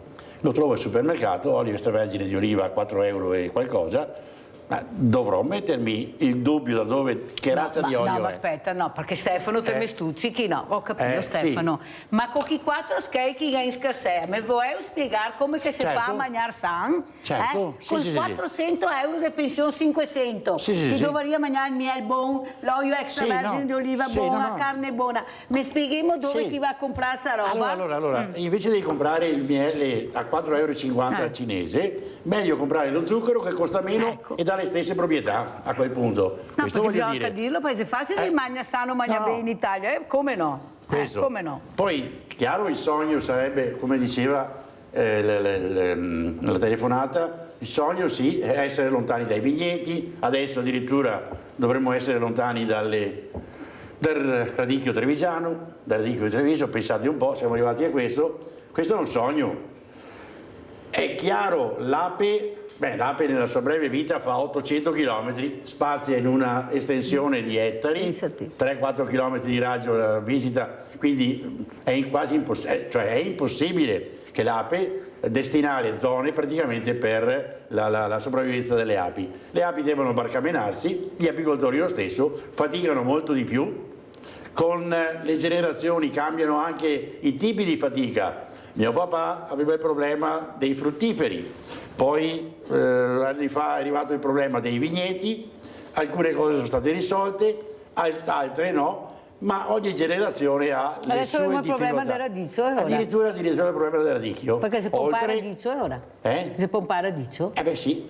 Vabbè, bisogna anche capire queste robe, no? Sì, gli apicoltori scappano da certe zone dove si coltiva il radicchio. Domani noi cominciamo un corso, quello appunto in una zona dove l'apicoltore locale produce migliaia di regine. C'è un periodo nel quale pompano sul radicchio di Treviso e le regine non si sviluppano, non trovano nelle fioriture circostanti e trovano anzi il veleno nella rugiada del mattino, sulle foglie del radicchio, eccetera, eccetera. Cosa facciamo? Non ho capito cosa che dovremo mangiare in futuro, no? D'accordo. Veramente, pensa a plastica, a carne a 50 anni di etichette, non abbiamo capito che carne che è, a verdura è così, a frutta è così. Cioè, ma veramente, siamo veramente per l'ambiente, speriamo veramente che adesso qualcuno riesca a capire che il futuro sono i nostri giovani, lo dico anche a Corazzin, i giovani, sì. Ai quali invece l'ambiente tengono molto a cuore. Sì. Vediamo anche i bambini nelle scuole quando andate, gli alberi, che non conosce neanche un nome di un albero, nessuno insegna a conoscere gli alberi, le erbe. Neanche i giardinieri a volte conoscono il nome di alberi, che è preoccupante. Però se tu da piccolo inizi a insegnare, certo. Perché loro sono anche intrigati da questo, o sbaglio? Quando curiosi, certo. Di capire. Curiosità è il motore della conoscenza, no? Va bene, senza entrare a ricordare Ulisse. Se Treviso che avevamo gli alberi parlanti, vorrei capire qual è l'albero che comincia a parlare, perché seria anche utile capire. Bravi quelli c'è una roba. Sì, appunto, non abbiamo gli alberi parlanti noi che diceva Corazzin prima, io ci parlo agli alberi, ma mi non vedo potei che parla agli alberi, ma neanche i genitori, cioè va là, fa il picnic, va però che parla e che capiscano. Perché non si mette un'etichetta sugli alberi che albero è? Si fa anche, però mica dico per esperienza, poi tanti vogliono bene agli alberi davanti alla casa degli altri, quindi davanti alla casa propria sono sempre più frequenti i casi di alberi avvelenati perché nel frattempo si sono messi i pannelli solari, quindi davanti a casa, i pannelli solari, le case fatte dopo gli alberi e si avvelenano gli alberi sono sempre più frequenti. I casi in cui la gente telefona perché l'albero è pericoloso perché si muove col vento, quindi dopo 50 telefonate lo vanno a castrare, ma col vento è normale che si muova, se non si muovesse non gli si depurerebbe l'energia, quindi c'è tutto un mondo molto strano, molto controverso, insomma. Ecco. Abbiamo Lino da Mantova, ciao Lino. Ciao Mirella e a tutti i tuoi ospiti. Mi piace questa giornata che parlano della natura. Giusto, mi piace, come ha detto lei, che devono insegnarli anche a scuola, ripeto. Molto, molto interessante. Devono insegnare ad amare la natura, ad amare gli animali, perché noi siamo partecipi, lei lo sa meglio di me, e anche i signori lì lo sanno. Dobbiamo amare la natura e amarci tra noi, che è tutto un susseguirsi. Vi ringrazio, non voglio aggiungere altro perché non sono troppo competente, però mi piace questa trasmissione. Grazie Carolina, mi fa molto piacere, avete chiamato dappertutto stamattina, Mantova, Verona, Padova, Treviso, Vicenza. Allora l'importante è capire perché dobbiamo tutti quanti fare un passo indietro, ecco, tutti quanti noi, la famosa goccia, se tutti mettiamo la famosa goccia, allora prima di criticare ci informiamo, leggiamo l'etichetta, qua vorrei chiedere alla politica di cambiare le etichette perché che vuole a lente di ingrandimento così palesa, a scadenza, non ho capito dove sia trasparente, cioè capite che forse c'è un qualcosa che dovremmo capire, ma soprattutto l'importanza che bisogna iniziare da queste piantine che sono i nostri bambini. Una volta si portavano con le scuole, si fa qualcosa, ma devo trovare il dirigente, devo trovare l'assicurazione, devo trovare il trasporto, senza pensare che se il dirigente vuole queste cose le può trovare, inutile che venga a raccontarmi a me. Se vogliono andare dove vogliono, trovano assicurazione, trasporto e altro. Prego Stefano Dal Colle. Brava Mirella. Allora, vabbè, lasciamo perdere la burocrazia che a volte è necessaria, a volte è un po' eccessiva, ma torniamo ai bimbi. Qui non vedo dubbio. Sì, torniamo ai bimbi. Noi facciamo, cerchiamo di entrare nella scuola primaria e per esempio qua, sabato 7 febbraio, siamo a Marcon a presentare il libro che noi, il libro Pane e Miele, le api tra le pagine dei vecchi libri di scuola, che è un libro scritto da un maestro elementare, Vigino Scroccaro. 60 anni fa era insieme a me alle magistrali, qua al Duca degli Abruzzi, Treviso, e ha scritto questo libro e noi lo regaliamo ai bimbi nelle classi nelle quali partecipiamo e siamo chiamati a parlare di api. Allora, questo è importante, ci sarà anche un professore universitario, l'Università Storia dell'Educazione, l'Università di Macerata, ci sarà anche Paolo Fontana, un entomologo e apicoltore, ma cos'è? In pratica è promuovere anche in questo caso la presenza di qualcuno che parli di api, di natura, perché come dicevo in un'altra occasione, io sono sicuro che il bimbo che ha ascoltato per un'oretta i discorsi sulle api o le piante, quando poi vede il papà o lo zio che butta la cicca per terra, probabilmente lo richiama. È vero? C'è poco da fare. Iniziamo quindi, ognuno la goccia, ognuno di noi una goccia nel... perché qualcosa deve, non possiamo aspettare la catastrofe per cambiare il sistema nel quale stiamo vivendo, dobbiamo piuttosto la goccia. Andiamo a vedere questa giornata delle api, andiamo a Vicenza. Giornata mondiale delle api. Si celebra un insetto fondamentale per l'equilibrio della terra, per la vita, per l'agricoltura, per l'economia. Le api sono fondamentali per il loro servizio gratuito dell'impollinazione e grazie a loro il 75% dei prodotti ortofrutticoli li troviamo nei nostri supermercati.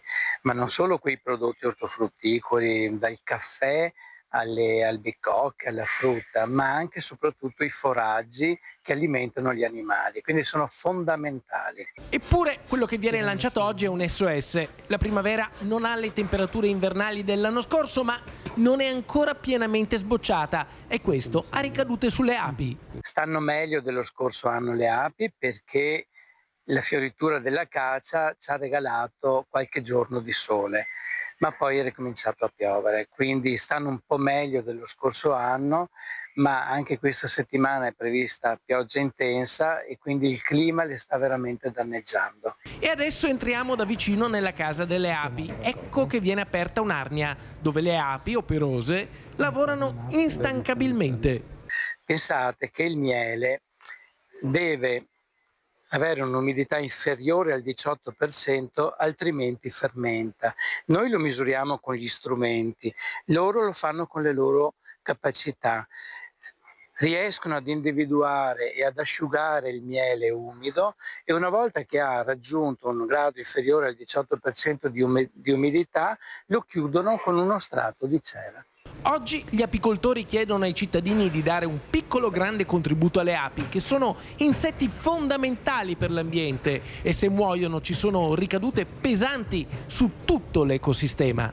Tutti insieme ricreiamo un mondo a misura delle api, piantando fiori, piante, magari avendo attenzione, come dicevo lo scorso anno, anche a periodi di fioritura diversi, in maniera da intercettare ed anticipare questo cambiamento climatico. Allora, sentiamo come commenta Stefano Dal Colle queste api. Il fumo, ad esempio, cosa serve il fumo? Vabbè, il fumo è bello. Allora, il fumo per noi, per qualsiasi animale, è il segnale di un pericolo. Se noi vediamo del fumo venire fuori da quell'angolo, cominciamo ad attrezzarci per scappare, ma prima di scappare magari prendiamo su portafogli, la giacca e usciamo. In pratica che succede? Se noi aprendo l'alveare facciamo un po' di fumo, allertiamo l'ape. L'ape si sente in pericolo, ma essendo un animale intelligente, prima di scappare si riempie la pancia di miele, perché poi chissà se deve restare fuori qualche giorno o trovarsi addirittura un nuovo nido. Buttando la testa dentro le cellette a recuperare un po' di miele viene distratta in pratica viene distratta e l'apicoltore può lavorare. Dopodiché anche noi a pancia piena siamo più tranquilli, più buoni, più docili e l'ape quindi fa proprio effettivamente più fatica ad estroflettere il pungiglione. Quindi è molto più tranquilla e l'apicoltore riesce per qualche minuto a lavorare. Il fumo è fumo normale di juta o di erba secca, che non ha sostanze inebrianti o qualcos'altro, semplicemente il segnale del fumo che dà il Allora, pericolo. io ho con l'associazione naturalmente al Parco dello Storga questi orti sociali dove ci sono i diversamente giovani, che a me piacerebbe tanto mettere assieme i giovani e i bambini, ma siamo talmente divisi, anche là è una roba allucinante, ma non importa, si va avanti. E uno di questi signori che con Mirella parlano tanto, perché Mirella li saluta, gli porta qualcosina, che è bello insomma stare assieme, mi ha detto: adesso ti faccio pungere da un'ape. Vieni con me che te starà bene. Ascolta, ma sito proprio sicuro. Non state preoccupati, calma, ma allora spieghiamo anche l'importanza di essere punti da un'ape, però bisogna anche stare attenti che non ti capi dei problemi, cioè Certo. che tu ti vai là, ma ecco, perché bisogna anche dare una corretta informazione. Cosa succede se l'ape ti punge, che sei sano, che non hai problemi anche di... Ma è una piccola reazione. Allora, intanto bisogna chiarire, i bimbi non devono andare davanti all'alveare a giocare, perché stuzzicare l'ape a casa sua, anche noi ci incazziamo quando vengono a stuzzicarsi a casa nostra, chiaro? Quindi l'apicoltore sa trattare con le api, sa che una puntura ogni tanto gli può capitare, fa una reazione così momentanea. Il discorso invece della puntura d'api, perché adesso si parla di veleno d'api che viene pagato a 100.000 euro il chilo? Chiaro che produrre un chilo di veleno d'api ci vuole del lavoro, attrezzature particolari, eccetera, eccetera. E non dà fastidio alle api, se non un momentino, un fastidio momentaneo che sparisce nel giro di qualche secondo. Allora, una volta, ma parlo di 50 anni fa, un mio zio apicoltore, a chi aveva il mal di schiena, lo chiamava, metteva un'ape, la puntura il primo giorno, 2 il secondo, 3 il quarto, arrivava mi pare a 10-11 punture, poi regrediva, tornava indietro, semplicemente per curare il mal di schiena. La puntura d'api, il veleno d'api infatti è richiesto sia in cosmetica per creme contro le rughe, ok? Sembra che la regina Elisabetta avesse un bel visino perché utilizzava queste creme a base di veleno d'api, e in farmacia proprio per creme per i dolori, perché il veleno riunisce appunto il dolore articolare o il dolore. Ma una di volta schiena. che sei punta poi non ti pungono più? Ah beh, questa è la differenza fra la vespa e l'ape. Okay. La vespa ha un pungiglione liscio, punge e poi ti punge da un'altra parte, oppure un altro animale, un'altra persona. L'ape invece ha un pungiglione un po' come un amo.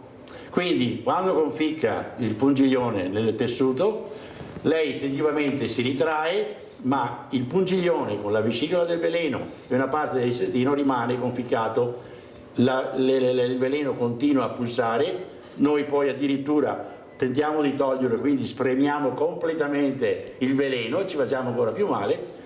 È il sacrificio del singolo a beneficio della collettività, sacrificio inconsapevole della singola ape, ma a beneficio nei milioni di anni, a beneficio della collettività. Una volta, Stefano, dal Colle i nonni o anche i genitori Sì. con la fede facevano la croce Sì. dove eri punta. Vale. Cioè una volta che aveva detto, però se uno ci credeva, in quel momento ti passava il Certo. dolore del pungiglione, è vero? Sì, se mi permette una cosa del sacrificio del singolo a beneficio della collettività, adesso sarebbe lungo spiegarlo, ma si ha anche nella famosa fecondazione dell'ape regina. Il maschio muore per dare il massimo di quello che può dare alla regina, che deve avere spermatozoi per almeno 4 anni. Milioni e milioni di spermatozoi per almeno 2 milioni di individui che l'ape regina poi genererà nel corso della sua vita.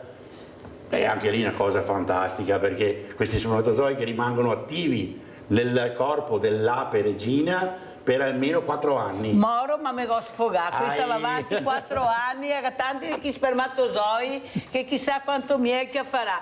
Bella questa cosa. Andiamo a vedere un'altra cosa bella, festa del miele. Adesso andiamo a Belluno. Sì.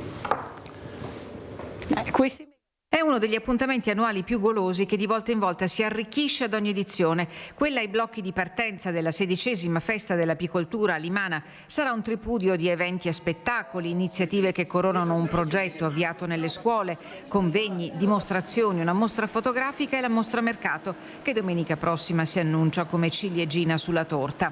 Protagonista assoluto il miele realizzato in provincia di Belluno. Limana Paese del Miele, 16ª edizione, vede una forte adesione quest'anno di espositori del mondo agricolo, ma vede anche lo stimolo di partecipare sempre di più del paese a questo evento che richiama parecchia gente. Proloco di Limana, Comune e Api Dolomiti mettono la firma all'organizzazione dell'evento che fa parte del circuito nazionale Le Città del Miele, in collegamento con la città di Amaroni in Calabria.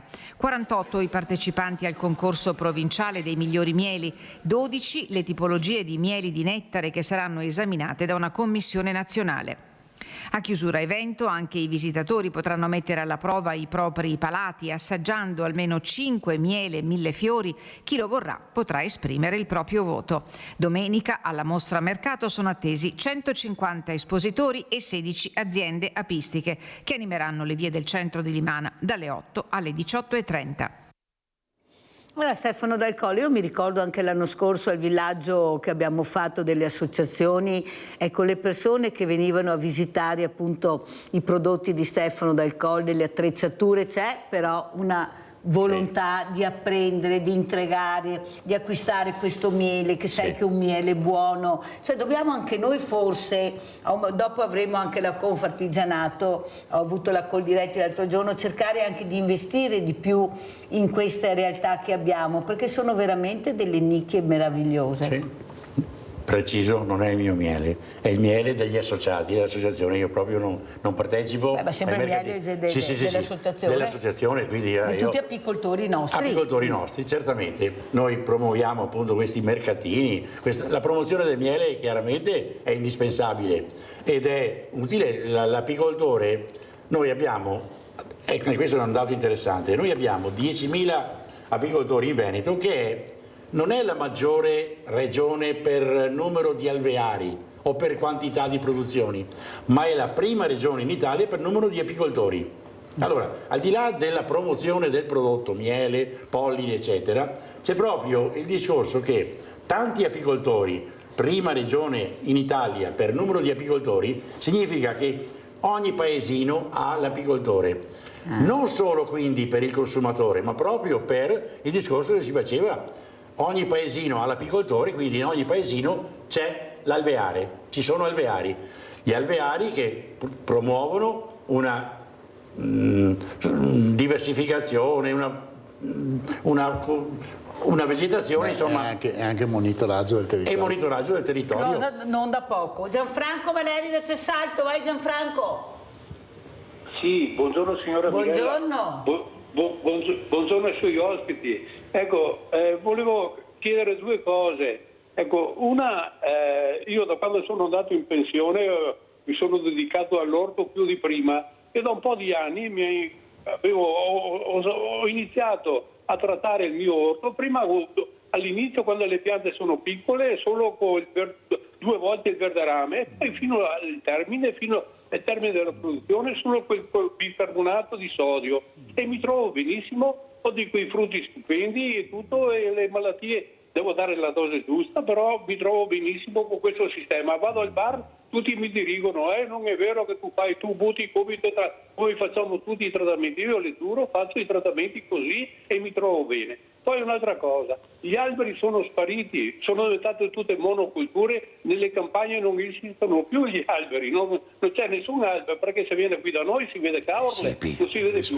Stanno nascendo i posti di pannelli solari.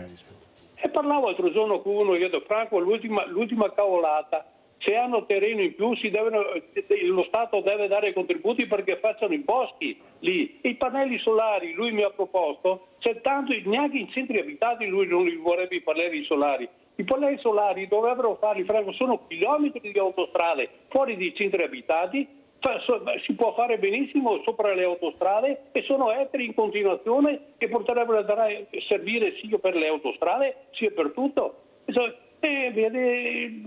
E questi qui parlano di fare boschi di pannelli solari, addirittura verso Eraclea faranno uno di 400 ettari, verso Vicenza un altro uno di 600 ettari, e queste sono le cose. Ecco, volevo sapere di queste due proposte mie.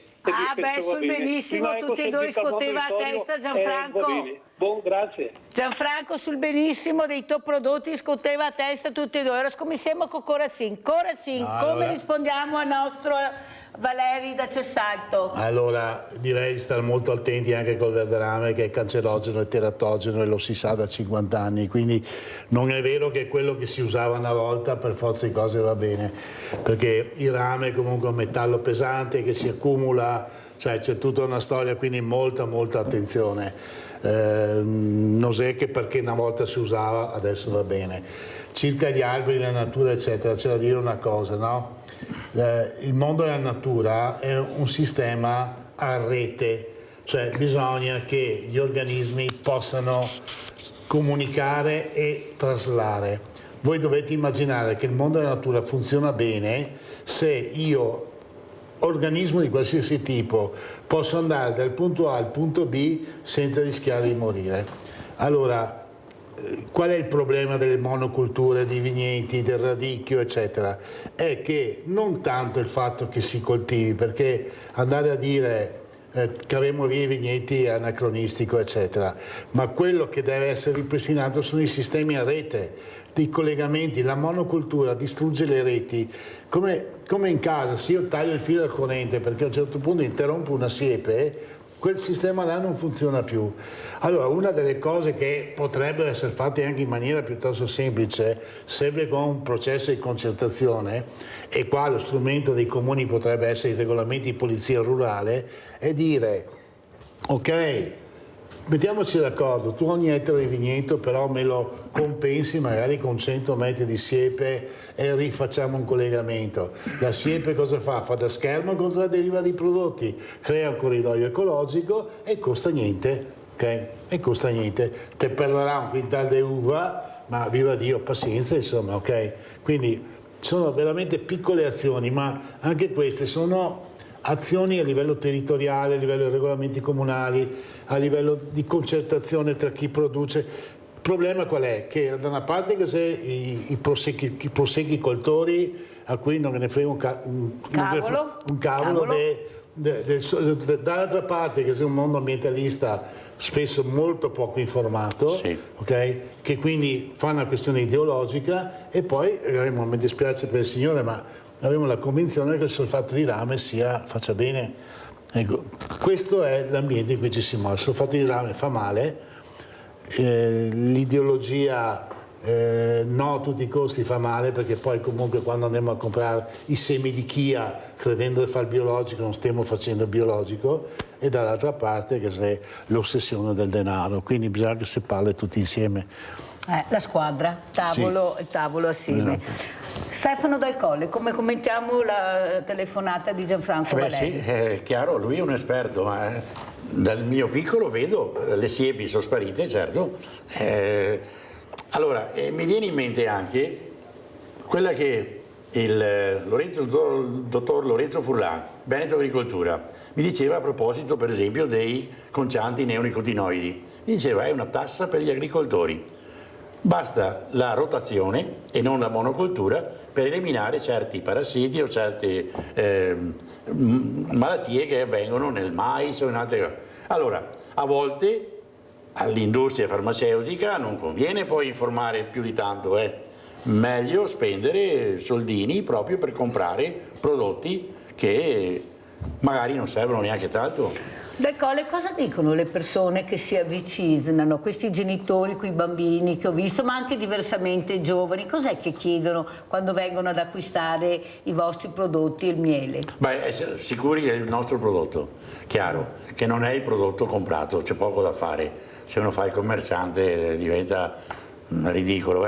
chiedono il prodotto e si fidano molto dell'apicoltore appunto del locale. Qual è il miele più gettonato, Stefano Del Colle? Lo stereotipo del miele è quello, la caccia, miele chiaro, sempre liquido, eccetera. Dipende dai gusti, sarebbe il più indicato per i bimbi, ma per me non è il più buono. Semmai preferisco... Sentiamo quale? Io preferisco fra tutti castagno, che è amaro, o il tiglio, che è molto profumato.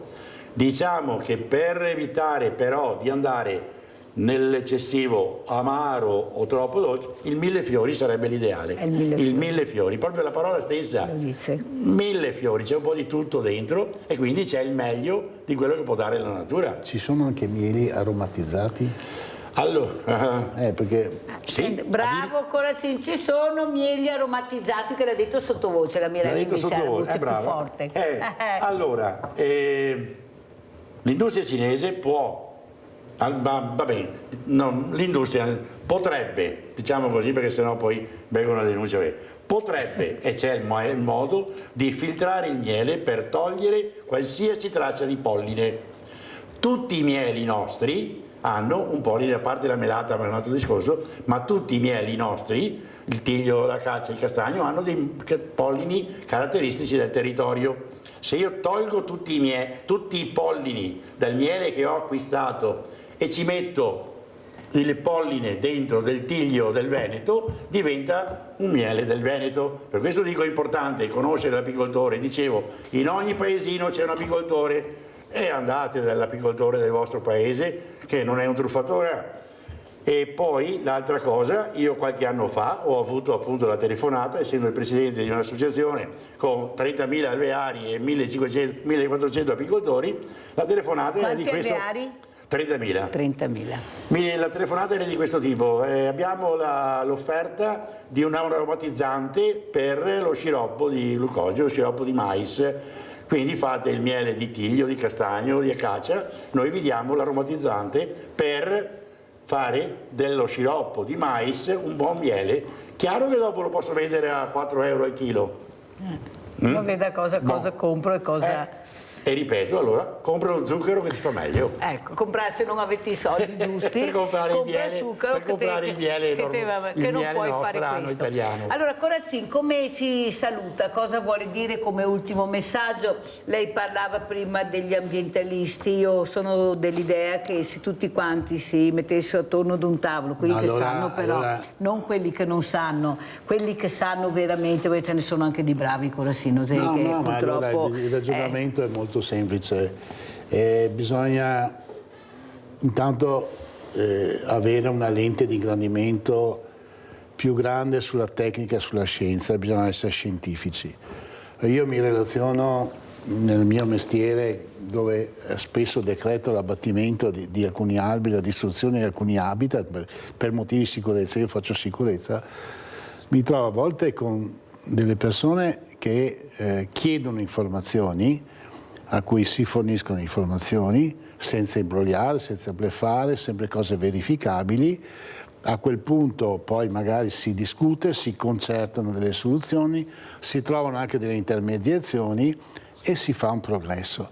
Dall'altra parte c'è chi invece sfrutta questa cosa per motivi di tipo diverso, per visibilità, per avere seguaci, seguiti, così via, e con questi non si discute. Tutto questo bordello di fatto crea confusione, non si migliora niente, si hanno gli animi esagerati, eccetera. No?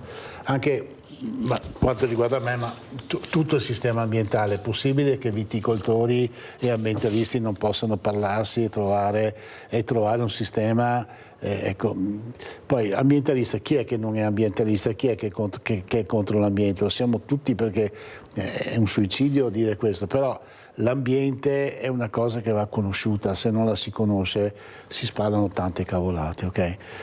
Tantissime cavolate, bisogna conoscerlo e bisogna studiare, leggere, informarsi, sentire più campane e poi comunque... Cioè, io a volte, io sarò anche un cretino, ma insomma, 5 anni superiori, 5 anni di università, 30 anni di esperienza, migliaia di euro spesi per studiare qua e là, e mi relaziono a volte con chi confonde l'ossigeno con il nitrato, ecco. Quindi se ognuno facesse un po' il proprio lavoro, io non mi permetterei mai di dire a un ingegnere non è vero che il ponte è pericoloso. Se un ingegnere mi dice che il ponte è pericoloso, per carità, potrebbe anche esserci un ingegnere che si sbaglia, che non sa fare i conti, non sono mica perfetti, però tendenzialmente io faccio l'agronomo, mi fido. Se il signore mi dice questo è un miele buono, mi dà miele, non capisco niente, se non è il gusto, devo fidarmi di quello che mi dice. Poi magari qualche apicoltore imbroglione potrebbe anche essere, che nessuno dice niente, ma devo fidarmi. Se parlo di comunicazione con lei, non so comunicare, che chiederò un consiglio a lei come si comunica, come non si comunica, no? Quindi se ognuno insieme comunichiamo se ognuno e a casa capiscono bene, perché la comunicazione è corretta e chiara. Allora, per avere una comunicazione corretta bisogna investire. Guardate cosa hanno fatto i nostri editori, andiamo a vedere questa inaugurazione di questo studio a Media Nord-Est per capire l'importanza della comunicazione.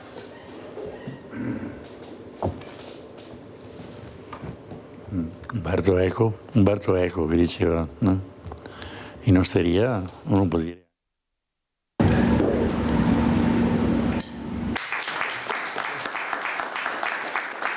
Un'informazione reale fatta da persone reali per telespettatori reali che vivono in un territorio reale. Un'informazione reale e non artificiale, quella del gruppo Media Nord-Est, che da oggi può contare su spazi e studi nuovi, un investimento in tecnologia e futuro, ma che continua a parlare alle persone, quelle vere. Il nostro ruolo è raccontare i territori e raccontarli con l'autorevolezza di giornalisti, di strutture tecnologicamente adeguate per farli lavorare al meglio e per garantire ai telespettatori un'informazione di qualità, un'informazione che assolutamente rispecchi la realtà dei fatti e contribuisca al dibattito democratico, anzi sia il fondamento del dibattito democratico del nostro territorio. A San Biagio di Callalta il taglio del nastro alla presenza del presidente della Regione Veneto Alberto Stefani e del patriarca di Venezia Monsignor Francesco Moraglia, che ha richiamato all'essenza dell'informazione l'anima del vero servizio pubblico. Una realtà legata al territorio che però non è piccola, sa guardare un perimetro ampio, possa essere veramente un osservatorio privilegiato per non perdersi nei discorsi inutili di condominio, usiamo questa espressione, e nello stesso tempo anche per tenere insieme una comunità. Comunità che il gruppo Media Nord-Est racconta in tutte le sue evoluzioni sociali, economiche, culturali. C'è bisogno di avere un'informazione adeguata e soprattutto capillare. Solo così, veicolando un'informazione adeguata, umana e capillare, si possono ottenere dei risultati tenendo conto della consapevolezza che i cittadini possono acquisire grazie a quella determinata informazione. Proprio il territorio riconosce nelle emittenti del gruppo Media Nord-Est un interlocutore autorevole e affidabile, così il sindaco di San Biagio di Callalta. Questo aspetto di profonda umanità che si respira all'interno proprio di questi studi è quello che poi noi come telespettatori, ma anche come interlocutori e relatori, possiamo trasferire alle nostre comunità. Quindi grazie di cuore per quello che state facendo e l'auspicio è di continuare sempre così e sempre meglio. Quando la forma è sostanza, con il primo gruppo televisivo locale d'Italia che vuole guardare avanti e farlo sempre a testa alta. Credo sia una ciliegia sulla torta, no? Perché questo studio straordinario che non ha nulla da invidiare agli studi di grandi reti nazionali è la prova, la dimostrazione della crescita di Media Nord-Est dal punto di vista tecnico, dal punto di vista della professionalità e anche dell'immagine. Come dice sempre il nostro editore Filippo Iannacopoulos, noi siamo sempre dalla parte dei cittadini e soprattutto diamo voce a tutti. Qua non ci sono amici degli amici o dei parterre schierati, ci sono le persone, ci sono i politici dell'una e dell'altra parte. Che sia un luogo di serenità, di rispetto reciproco, soprattutto di chi magari ha meno voce in capitolo. Dio Onnipotente, Padre, Figlio e Spirito Santo, dice. E anche noi diciamo Padre, Figlio, Spirito Santo, speriamo che ci ascolti, che il 2026, veramente ringraziando anche i nostri editori, veramente che hanno veramente capito l'investimento che stanno facendo per dare sempre un'informazione più attuale, più corretta, più moderna e soprattutto la correttezza dell'informazione. Perciò io ringrazio veramente gli editori per questo, l'opportunità che hanno dato anche a me di fare questa trasmissione. Come li salutiamo? Ecco, cosa vorrebbe dire dopo aver visto questo servizio, Corazzini? Beh, avanti, pluralità, confronto, concertazione, obiettivi, programmi a lungo termine. Bisogna ragionare. Bisogna tutti non pensare a cosa succede domani, ma pensare a quello che succede, al mondo che vogliamo fra 30 anni. Spetterà a quelli dopo di noi, ma dobbiamo dare la possibilità, cioè va programmato cosa succede fra 30 anni, non cosa succede domani. Grazie a Claudio Corazzini, agronomo, di essere stato con noi, mentre Stefano Dal Colle si ferma ancora un pochino perché continueremo a parlare anche di artigianato, ecco, parleremo di apicoltori, parleremo ancora di miele, di scuola, parleremo ancora di tutto. Grazie Corazzini, pubblicità. Grazie.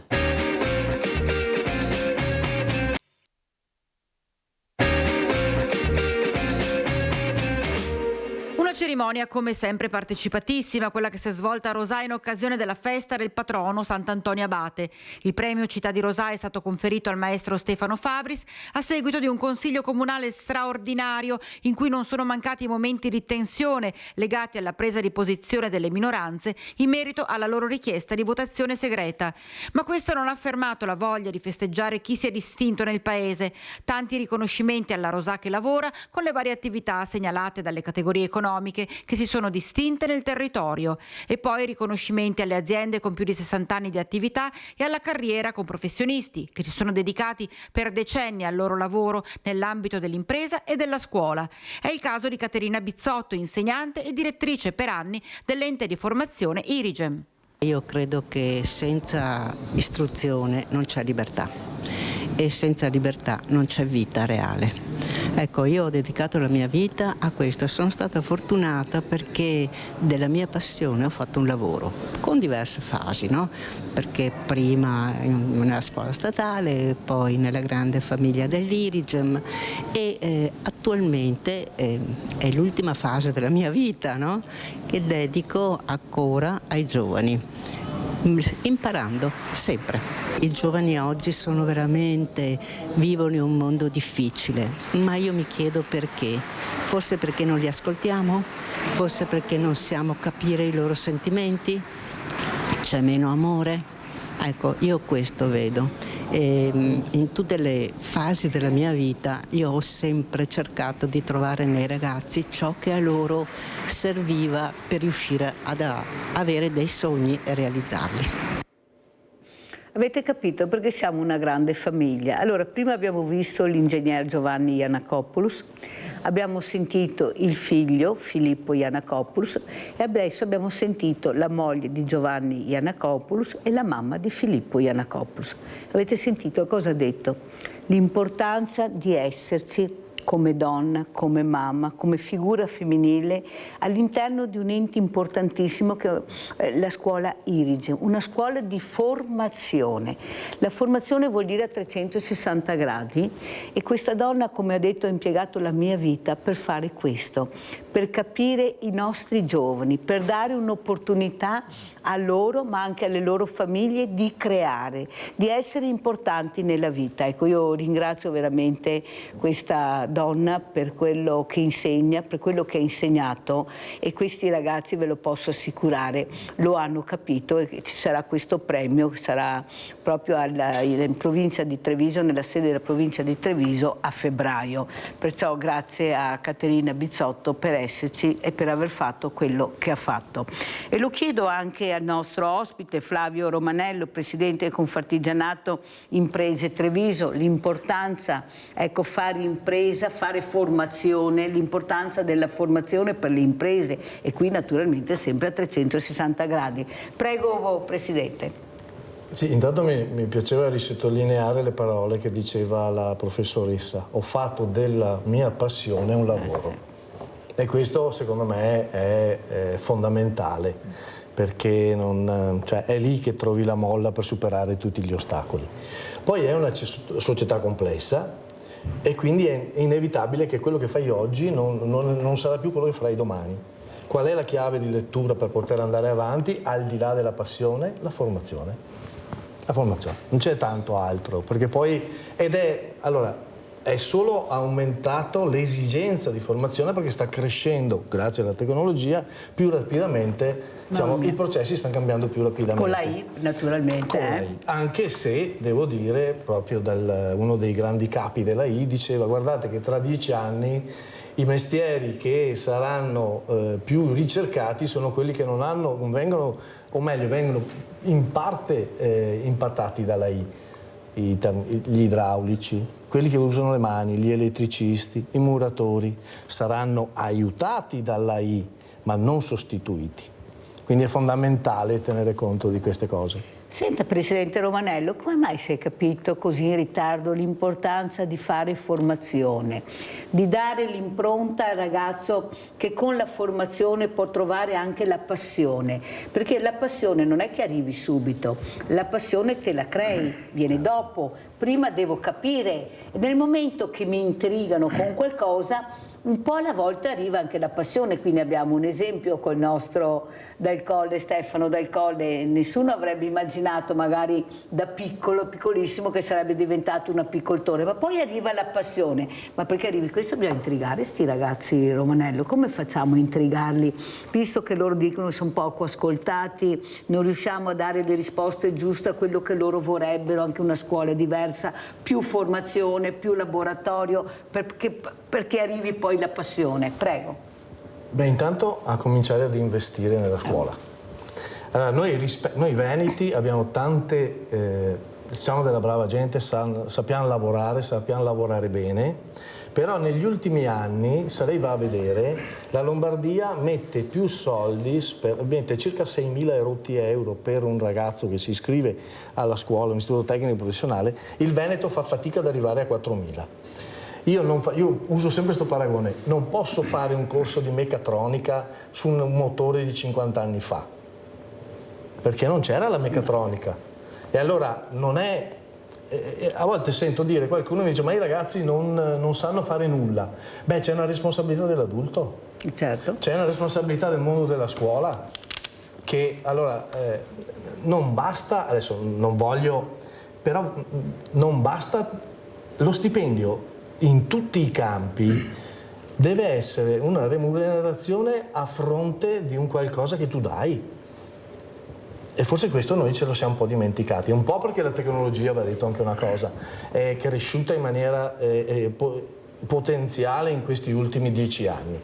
Quello che facevamo, io mi occupo di impianti tecnologici, quello che facevamo 10 anni fa è tutt'altra cosa ad oggi, grazie alla tecnologia. Non possiamo più guardare indietro, dobbiamo guardare avanti. No, perché comunque c'è già chi guarda indietro al posto nostro. Certo. Inevitabilmente, se tu lasci un buco aperto, qualcun altro lo riempie. E forse noi veneti, in maniera un po' più di altre regioni, perché i dati sono questi, i dati sono che non sanno più la locomotiva del nord-est, che i ragazzi nostri stanno guardando, oltre che all'estero, a regioni che sono qui a fianco a noi, l'Emilia Romagna, la Lombardia, e allora sono campanelli d'allarme. E allora quello che sta seduto sulla sedia, mi chiedo, forse è arrivato il momento che tutti dobbiamo rimetterci in gioco. La tecnologia, il modo di cambiare le cose richiede istituzioni pronte, insegnanti pronti, aziende e imprenditori pronti, perché secondo me gli unici che sono già pronti sono proprio i ragazzi. Ed è vero, e condivido quello che dice, sono più pronti di quello che pensiamo, però vorrei chiedere anche a Stefano Dal Colle, si parlava appunto di passione. Ecco, cos'è la passione? Quando arriva la passione? Percorriamo un po' il percorso della sua vita, da piccolo, da bambino. Oddio, come si parlava prima, non avevamo l'ambiente che abbiamo adesso, avevamo la meraviglia di ambiente. Mi ricordo che Farfalli era grande così, cioè, vi ricordate Farfalli? Sì. Era grande così, e Margherita era grande così, ma non importa. Ecco, quando arriva la passione, secondo Stefano Dal Colle, anche per intrigare questi ragazzi? L'apicoltura potrebbe essere questo, però avete bisogno che qualcuno investa sulla scuola, come diceva Romanello, la scuola che porti questi bambini da piccoli, perché là la piantina che cresce un po' alla volta, a vedere le eccellenze del territorio, la natura, l'ambiente, ma è quella che vogliono i bambini, sono i genitori che frenano, ma loro vorrebbero questo. Prego Stefano. A volte sì. Beh, concordo, ha fatto un bellissimo discorso, mi piace quello che ha detto. Chiaro, anche nel mio piccolo vedo in apicoltura. Io quando faccio gli interventi a scuola concludo sempre, non posso riportare l'Ulisse di Dante, fatti non foste vivere come bruti, ma perseguire virtù e conoscenza, ma dire almeno, ragazzi, vi abbiamo incuriosito e adesso cercate di coltivare sta roba.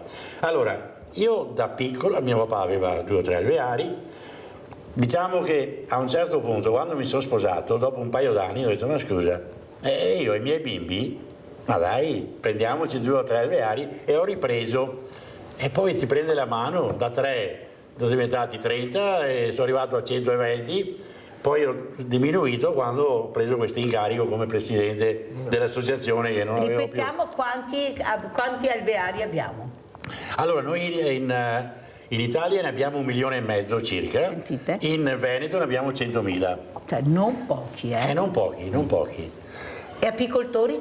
10.000 in Veneto, quasi 80.000, poco meno di 80.000 a livello nazionale. E questa è la cosa importante, la maggior parte di questi apicoltori non sono professionisti, la maggior parte è come conduzione familiare oppure integrazione al reddito. E questo, dicevo prima anche, è importante perché significa che in ogni paesino c'è il presidio dell'ape, che appunto serve per... E poi si fa squadra tutti assieme e si vende il miele, giusto? Certamente. Allora loro hanno capito più di altri e prima di altri, senza essere dei grandi professionisti, come diceva il nostro Stefano, l'importanza di fare squadra. Allora chiediamo al presidente Romanello, ma perché è così difficile fare squadra? Ma perché c'è ancora sto campanile, sto orticello da curare e dopo non si vede nient'altro? L'importanza di fare squadra anche per l'artigiano è faticoso. Prima, ieri soprattutto, si parlava della burocrazia: o lavori o fai il commercialista. Allora devi avere il commercialista, devi avere il notaio, devi avere l'avvocato, e ancora non ce la fai. Non è il caso che anche voi cominciate a alzare un po' l'asticella di ferma politica? Guardate che in questa maniera non andremo da nessuna parte, anzi perderemo quel know-how che sono i nostri artigiani. La creatività che abbiamo, gliel'ho già detto, che non ce la può togliere nessuno, perché non ce l'hanno, gli altri possono copiare, l'abbiamo visto con Valentino, con i grandi salti, con l'alta moda, la creatività che hanno, ma è nata qua, però ha dovuto andare in Francia a far capire l'importanza. E qua siamo alla stessa, l'ha detto lei, i giovani devono emigrare. Allora volevo leggerle questo. In Veneto la povertà è in aumento e interessa soprattutto i giovani sotto i 30 anni. Una regione che accanto alle sue indubbie eccellenze emerge anche il working poor, il lavoro povero, ossia chi lavora guadagna così poco, sotto i 1.000 euro, da non riuscire a soddisfare i bisogni primari, vivendo in povertà relativa e nonostante l'occupazione e la vita costa. Nella regione la povertà, pur sotto la media nazionale, preoccupa considerando l'aumento del costo della vita e la difficoltà che interessa le famiglie straniere. Allora, come la mettiamo, Presidente? Perché i dati sono chiari, basta leggerli, i numeri li abbiamo, adesso qualcuno deve agire, ma non siete voi. È la politica adesso che deve dare le risposte con delle azioni concrete. Prego. Beh, è chiaro che siamo anche noi, perché qua non si tira fuori nessuno. Allora, fino a qualche anno fa si diceva le aziende sono troppo piccole. Poi in realtà andiamo a vedere, le aziende più resilienti sono quelle piccole.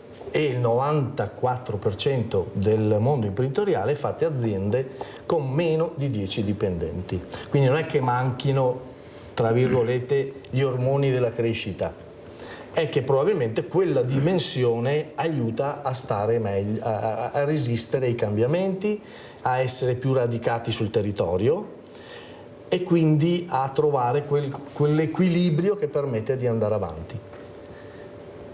Fare squadra? Bella domanda.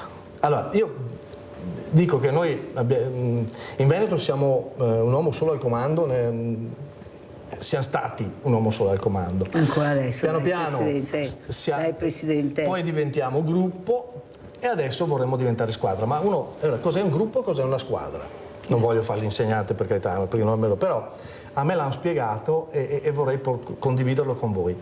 Gruppo è una scuola, una classe, terza media, tutti fanno le stesse cose, ok? Alla fine dell'anno, vabbè che ne boccia più nessuno, ma comunque qualcuno ha capito, qualcuno non ha capito, cioè c'è chi vince e c'è chi perde. E questo è un gruppo. Una squadra, pensiamo alla squadra di calcio. Intanto la differenza tra gruppo e squadra è che la squadra ha dei ruoli. Se gioco in porta non gioco davanti, ma non basta questo, ho il rispetto dei ruoli. Se sono un portiere e vedo che il mio attaccante sbaglia i gol davanti a porta, non abbandono la porta, perché altrimenti rischio non solo di non riuscire a fare gol al posto di quello che se in giornata no, ma li prendo sicuramente. C'è un altro aspetto della squadra. La squadra o vincono tutti o perdono tutti. Sì. E questo è uno dei concetti che secondo me deve cominciare a capire. Allora, noi, per tornare in realtà, noi dobbiamo capire a livello di artigiani, a livello di società, che o facciamo squadra o perdiamo tutti. Leoni da Trebaselle, vai Leoni, ciao. Ciao Mirella, grazie, saluto tutti gli ospiti. Allora, io sono agricoltore e faccio seminativi e non guadagno niente. Allora, ho pensato di seminare mielifero. Se avessi la possibilità di fare questo mielifero, lei potrebbe portare degli alveari da me se fosse... Vai Leone. Non so come... Cioè tutti quelli che parlo assieme mi dicono di non farlo. Però io sono molto... Cioè te dici, voglio ciappare lo skei, al banco col mielifero riesci a ciapparti lo skei oppure ciappo un'altra bastonata numero 1? Faccio qualcosa per molto chiaro. Grazie Leone, sentiamo cosa dice. Se si semina... No. Allora, lei ha puntato sulle api di Stefano Dal Colle e il risultato, dopo tanto sacrificio, ma un po' alla volta anche il cambiamento climatico, queste robe qua, però bisogna provare nella vita, bisogna provare, cercare di vedere se ottieni un risultato o no, perché se stai fermo non vai da nessuna parte, non bisogna rischiare e osare nella vita. Questo non funziona, provo questo. Provare, non funziona, cambiamo. Leone, ti sei ancora giovane, si cambia. E poi abbiamo Confartigianato che investirà anche lei su quello che sarà il futuro anche dei giovani, perché lo sta dicendo molto bene Romanello, il Presidente. Bisogna investire nella scuola, è inutile che ce la raccontiamo, perché è là che inizia la prima formazione per poi arrivare all'impresa. Questi ragazzi diventeranno anche dei grandi artigiani, dei grandi insegnanti, anche dei politici magari vuole un po' di formazione, ma bisogna coltivare piccola la piantina. E poi è giusto quanto diceva a proposito della squadra. La squadra tra l'altro ha un obiettivo comune e quindi tutti lavorano, come diceva lui, per arrivare a questo obiettivo. E allora anche nella nostra associazione, per esempio, noi riusciamo a organizzare più di 365, quindi più di una al giorno, occasioni di incontro con le scuole, col consumatore, con gli apicoltori nella formazione. E questo non lo faccio io da solo, lo fa una squadra, 40 tecnici, 40 persone. Adesso noi abbiamo i corsi di cui parlavamo prima, partono una decina di corsi in Veneto, ma non c'è quello che fa tutto, ci sono diverse competenze per diverse materie, per diverse abilità. No, ma scusa Stefano Dal Colle, perché veramente mi stuzzicano sti discorsi, nel senso che, ma se io non invito Stefano Dal Colle a dire questo, sti corsi, dove è che trovo questi corsi? Allora, io mi alzo un mattino e devo sapere che oppure come dice, perché qua la domanda che fa Leone, come faccio a informarmi? Perché abbiamo tutto tanto, Presidente, e poi abbiamo le persone a casa che non sanno dove andare a informarsi e invece con tutto quello che c'è dovremmo avere dei punti di riferimento per informare. Noi abbiamo anche una giornalista, Valentina Calzavara, che ci cura la visibilità su Facebook e altri mezzi di comunicazione. E poi c'è l'internet, noi abbiamo un sito e ci sono appunto abbiamo questo qua, un giornalino che vi è mandato a qualche migliaio di famiglie. Diciamo che il sito è quello più ufficiale, quello dove troviamo questi corsi. Ecco qua la nuova tecnologia. Ed ecco, dopo si arriva là, no? Se vuoi l'informazione, anche un'informazione più veloce, devi andare, e se io non lo so dove vado? E poi grazie a certi inviti come quello di oggi. Appunto. Scusa. No, perché mica tutti riescono ad operare internet. No, perché qua pensiamo, ascolta Stefano, abbiamo una popolazione che diventa sempre più diversamente giovane, che non sanno adoperare questi nuovi strumenti. Cioè vogliamo capirlo che forse tornare al cartaceo, anche dico io, non è male, perché purtroppo stiamo diventando sempre più diversamente giovane. Confartigianato che numeri ha, Presidente? Ecco, di queste imprese, che imprese che età hanno queste imprese che lei rappresenta? Beh, la maggior parte degli artigiani superano i 50 anni. Quindi noi se andiamo a fare... in Europa 50 te sei già anziano, E te dà pensione a 72 qua, però in Europa 50 sei già anziano. Non sta bene neanche gli europei, ma comunque noi abbiamo... il problema è che noi, se andiamo a vedere un tema, l'artigiano che va in pensione oggi, intanto rispetto a un operaio, o ha saputo mettersi da parte qualcosa durante il suo percorso lavorativo o non avrà nessun tipo di liquidazione. Seconda cosa, se noi andiamo a vedere le medie delle pensioni, oggi non arrivano ai 1.000 euro. E affrontare la vita oggi con 1.000 euro di pensione, se non hai anche la moglie che porta a casa qualcosa, è dura. Lasciamo perdere entrare in RSA piuttosto che in altre situazioni. Quindi, ecco, prima lui parlava noi abbiamo tra l'altro tra i vari canali anche Facebook, dove se andate a vedere 25.000 circa follower, aiuta tutto, è fondamentale tutto. Noi stiamo però puntando anche a un altro canale che è quello, al di là delle occasioni come questa, perché voi state facendo servizio pubblico, servizio sociale, dandoci la possibilità di avere visibilità. Però noi contiamo molto anche sul passaparola. E ne dicevamo prima, il passaparola aiuta a trasmettere quello che fai, perché la gente che vive bene, quello che va a un corso che fa lui sulle api e ne parla con l'amico, e quell'amico lì lo porta, quell'amico lì arriva. Se entro dentro nel mondo internet mi trovo 100 offerte e vado in difficoltà. Quindi torniamo anche al rapporto umano, che vuol dire a tutti i livelli e in tutti i settori, perché il passaparola è quello che ti dà poi la misura. Abbiamo Mirella da Riese. Ciao Mirella.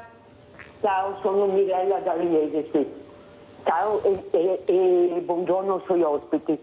Allora, mi è piaciuta la trasmissione di un'ora fa, che c'era quelli delle api e quell'altro degli alberi, mi è molto piaciuto. Comunque adesso c'è il Confartigianato che parlavano degli idraulici che fanno fatica a trovare lavoro, che qua e là, e adesso insomma l'idraulico è faticoso trovarlo, perché mio marito adesso 5 anni che manca, però era un idraulico, 40 anni di lavoro, un lavoro di passione, veramente di passione, e mi manca tanto perché quando succede qualcosa di idraulica, c'era lui che faceva tutto e che magari uno ci vuole 50 euro di strada più tutto il resto.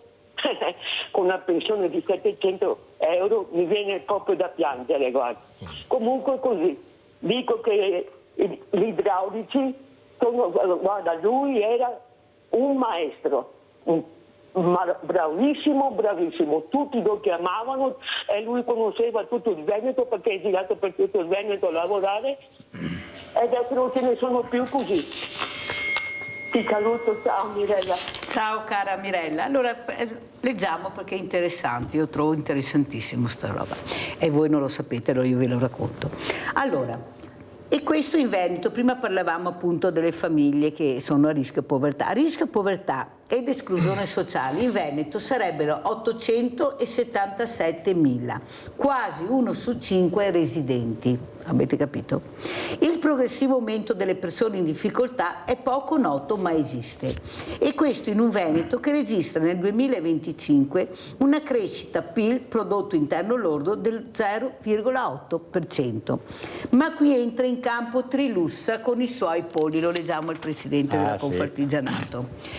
2.740 euro lordi al mese su 13 mensilità, 1.980 euro netti al mese, 15,57 euro lordi all'ora, basato su 176 ore al mese, 11,25 euro netti all'ora, basato sempre su 176 ore al mese. E qua viene il bello.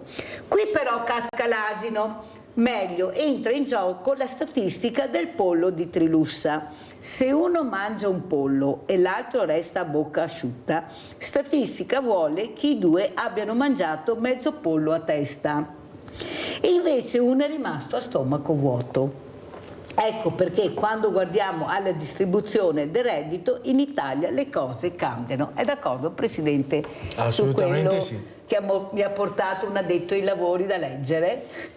Trilussa era qualche migliaio di anni fa. Però il pollo si tese sempre, puoi già vedere chi lo mangia sto pollo. Trilussa era romano, qualche decina recente. No, ma è nei fatti, insomma. Allora, i numeri sono importanti perché ti permettono di avere un quadro della situazione. Attenzione però, perché i numeri, come dicono quelli che trattano questi temi, sono freddi. Cioè, puoi trovarti ad avere che mezzo pollo a testa. In realtà sono altri i dati che vanno guardati, che è quello della crescita, nello specifico della crescita della povertà, di quanta gente non si cura più, che stanno diminuendo. Quindi la misura della realtà, cioè, va fatta stando attento, perché poi se ho il miliardario sul territorio, quello mi alza la media, solo che non divide nulla con gli altri. Se li tiene tutti poi i soldi. Io presiedo una squadra che è in Confartigianato da un anno e per la prima volta, grazie anche alla sensibilità di chi c'era prima, ci siamo dati delle deleghe. E una delle deleghe che noi abbiamo, siamo un gruppo di 7 persone, è il sociale. Cioè c'è una signora che si occupa e si relaziona col mondo delle associazioni, col mondo della Caritas, perché se non parli con quelle realtà e non hai il polso della situazione. Noi siamo chiaramente un portatore di interessi, perché io porto gli interessi, ma se noi dimentichiamo in che contesto siamo, rischiamo di andare fuori tema e di non dare neanche un servizio ai nostri prima di tutto. Ma soprattutto, allora io dico sempre, gli artigiani sono sempre stati visti, non so se c'è, come la ciliegina sopra la torta, ok? Solo che ciliegina arriva il primo, porta via e non c'è più traccia. In realtà stiamo capendo che come artigiani siamo uno degli ingredienti per fare la torta. La torta è la società italiana, la società veneta, la società di Treviso. Se togli un ingrediente non viene più fuori il dolce. Basta uno? Basta un ingrediente, quindi noi dobbiamo avere gli occhi e le orecchie aperte verso tutto quello che è il mondo che ci circonda. Quindi seguire quello che fa il mondo del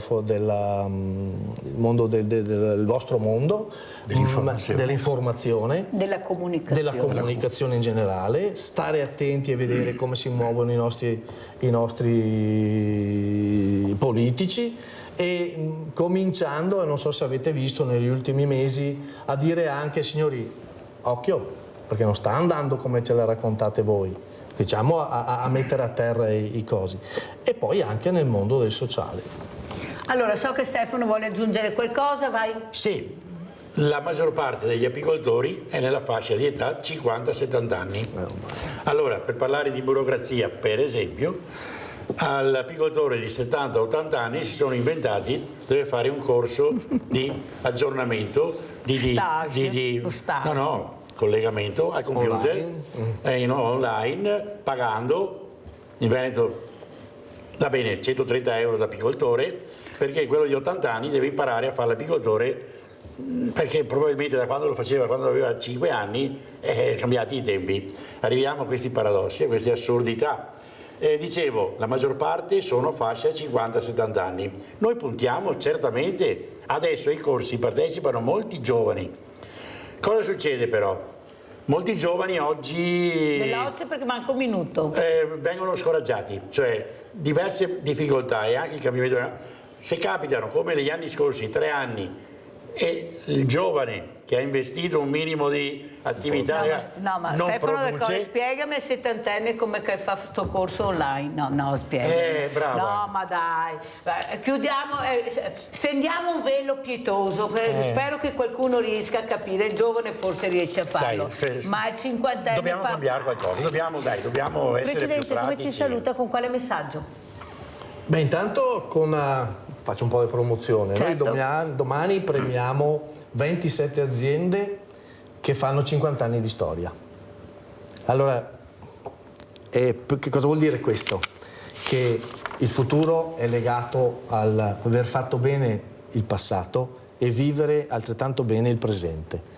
Quindi a noi spetta di vivere bene il presente tenendo conto di quello che è stato il passato per poter immaginare un futuro che vada meglio. E investire su queste realtà che abbiamo, se le perdiamo abbiamo perso il Made in Italy in tutti i sensi. Sì. Grazie ai miei ospiti, andiamo a vedere l'assegno del Mirella che è il vostro assegno.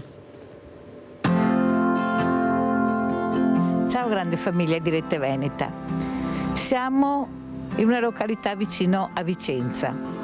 Stiamo per incontrare una giovane coppia con un bambino molto piccolo che voi avete già conosciuto, ma che da soli non ce la fanno. Ci mancava la crisi, ci mancava questo virus, perciò il lavoro che doveva trovare è stato sospeso perché l'azienda che lo doveva assumere non può più assumere, è in attesa, in stand-by, ma intanto come fanno a vivere se non arriviamo noi? Ed eccoli qua Gemma e Alessandro con il loro piccolo bambino. Adesso sentiamo cosa ci racconta Alessandro. Io ho già spiegato a Alessandro che tu dovevi essere assunto, però purtroppo con il coronavirus è stato tutto sospeso. Niente, io sono andato a parlare, però con il discorso del coronavirus è tutto fermo. Però spero che appena passa il coronavirus, giustamente mi chiamano e comincio anch'io a lavorare, a mantenere la mia famiglia. Che posto di lavoro ti avevano offerto? Mi hanno offerto di andare a fare magazziniere, caricare e scaricare la frutta, verdura, carne. Con la crisi niente. Gemma, cosa vuol dire ancora trovarsi? Passano i giorni, il lavoro non viene fuori, soldi quasi zero, per non dire zero, però io sono in contatto con i servizi sociali, so che anche loro vi stanno cercando di aiutarvi in qualche maniera, però non ce la fate.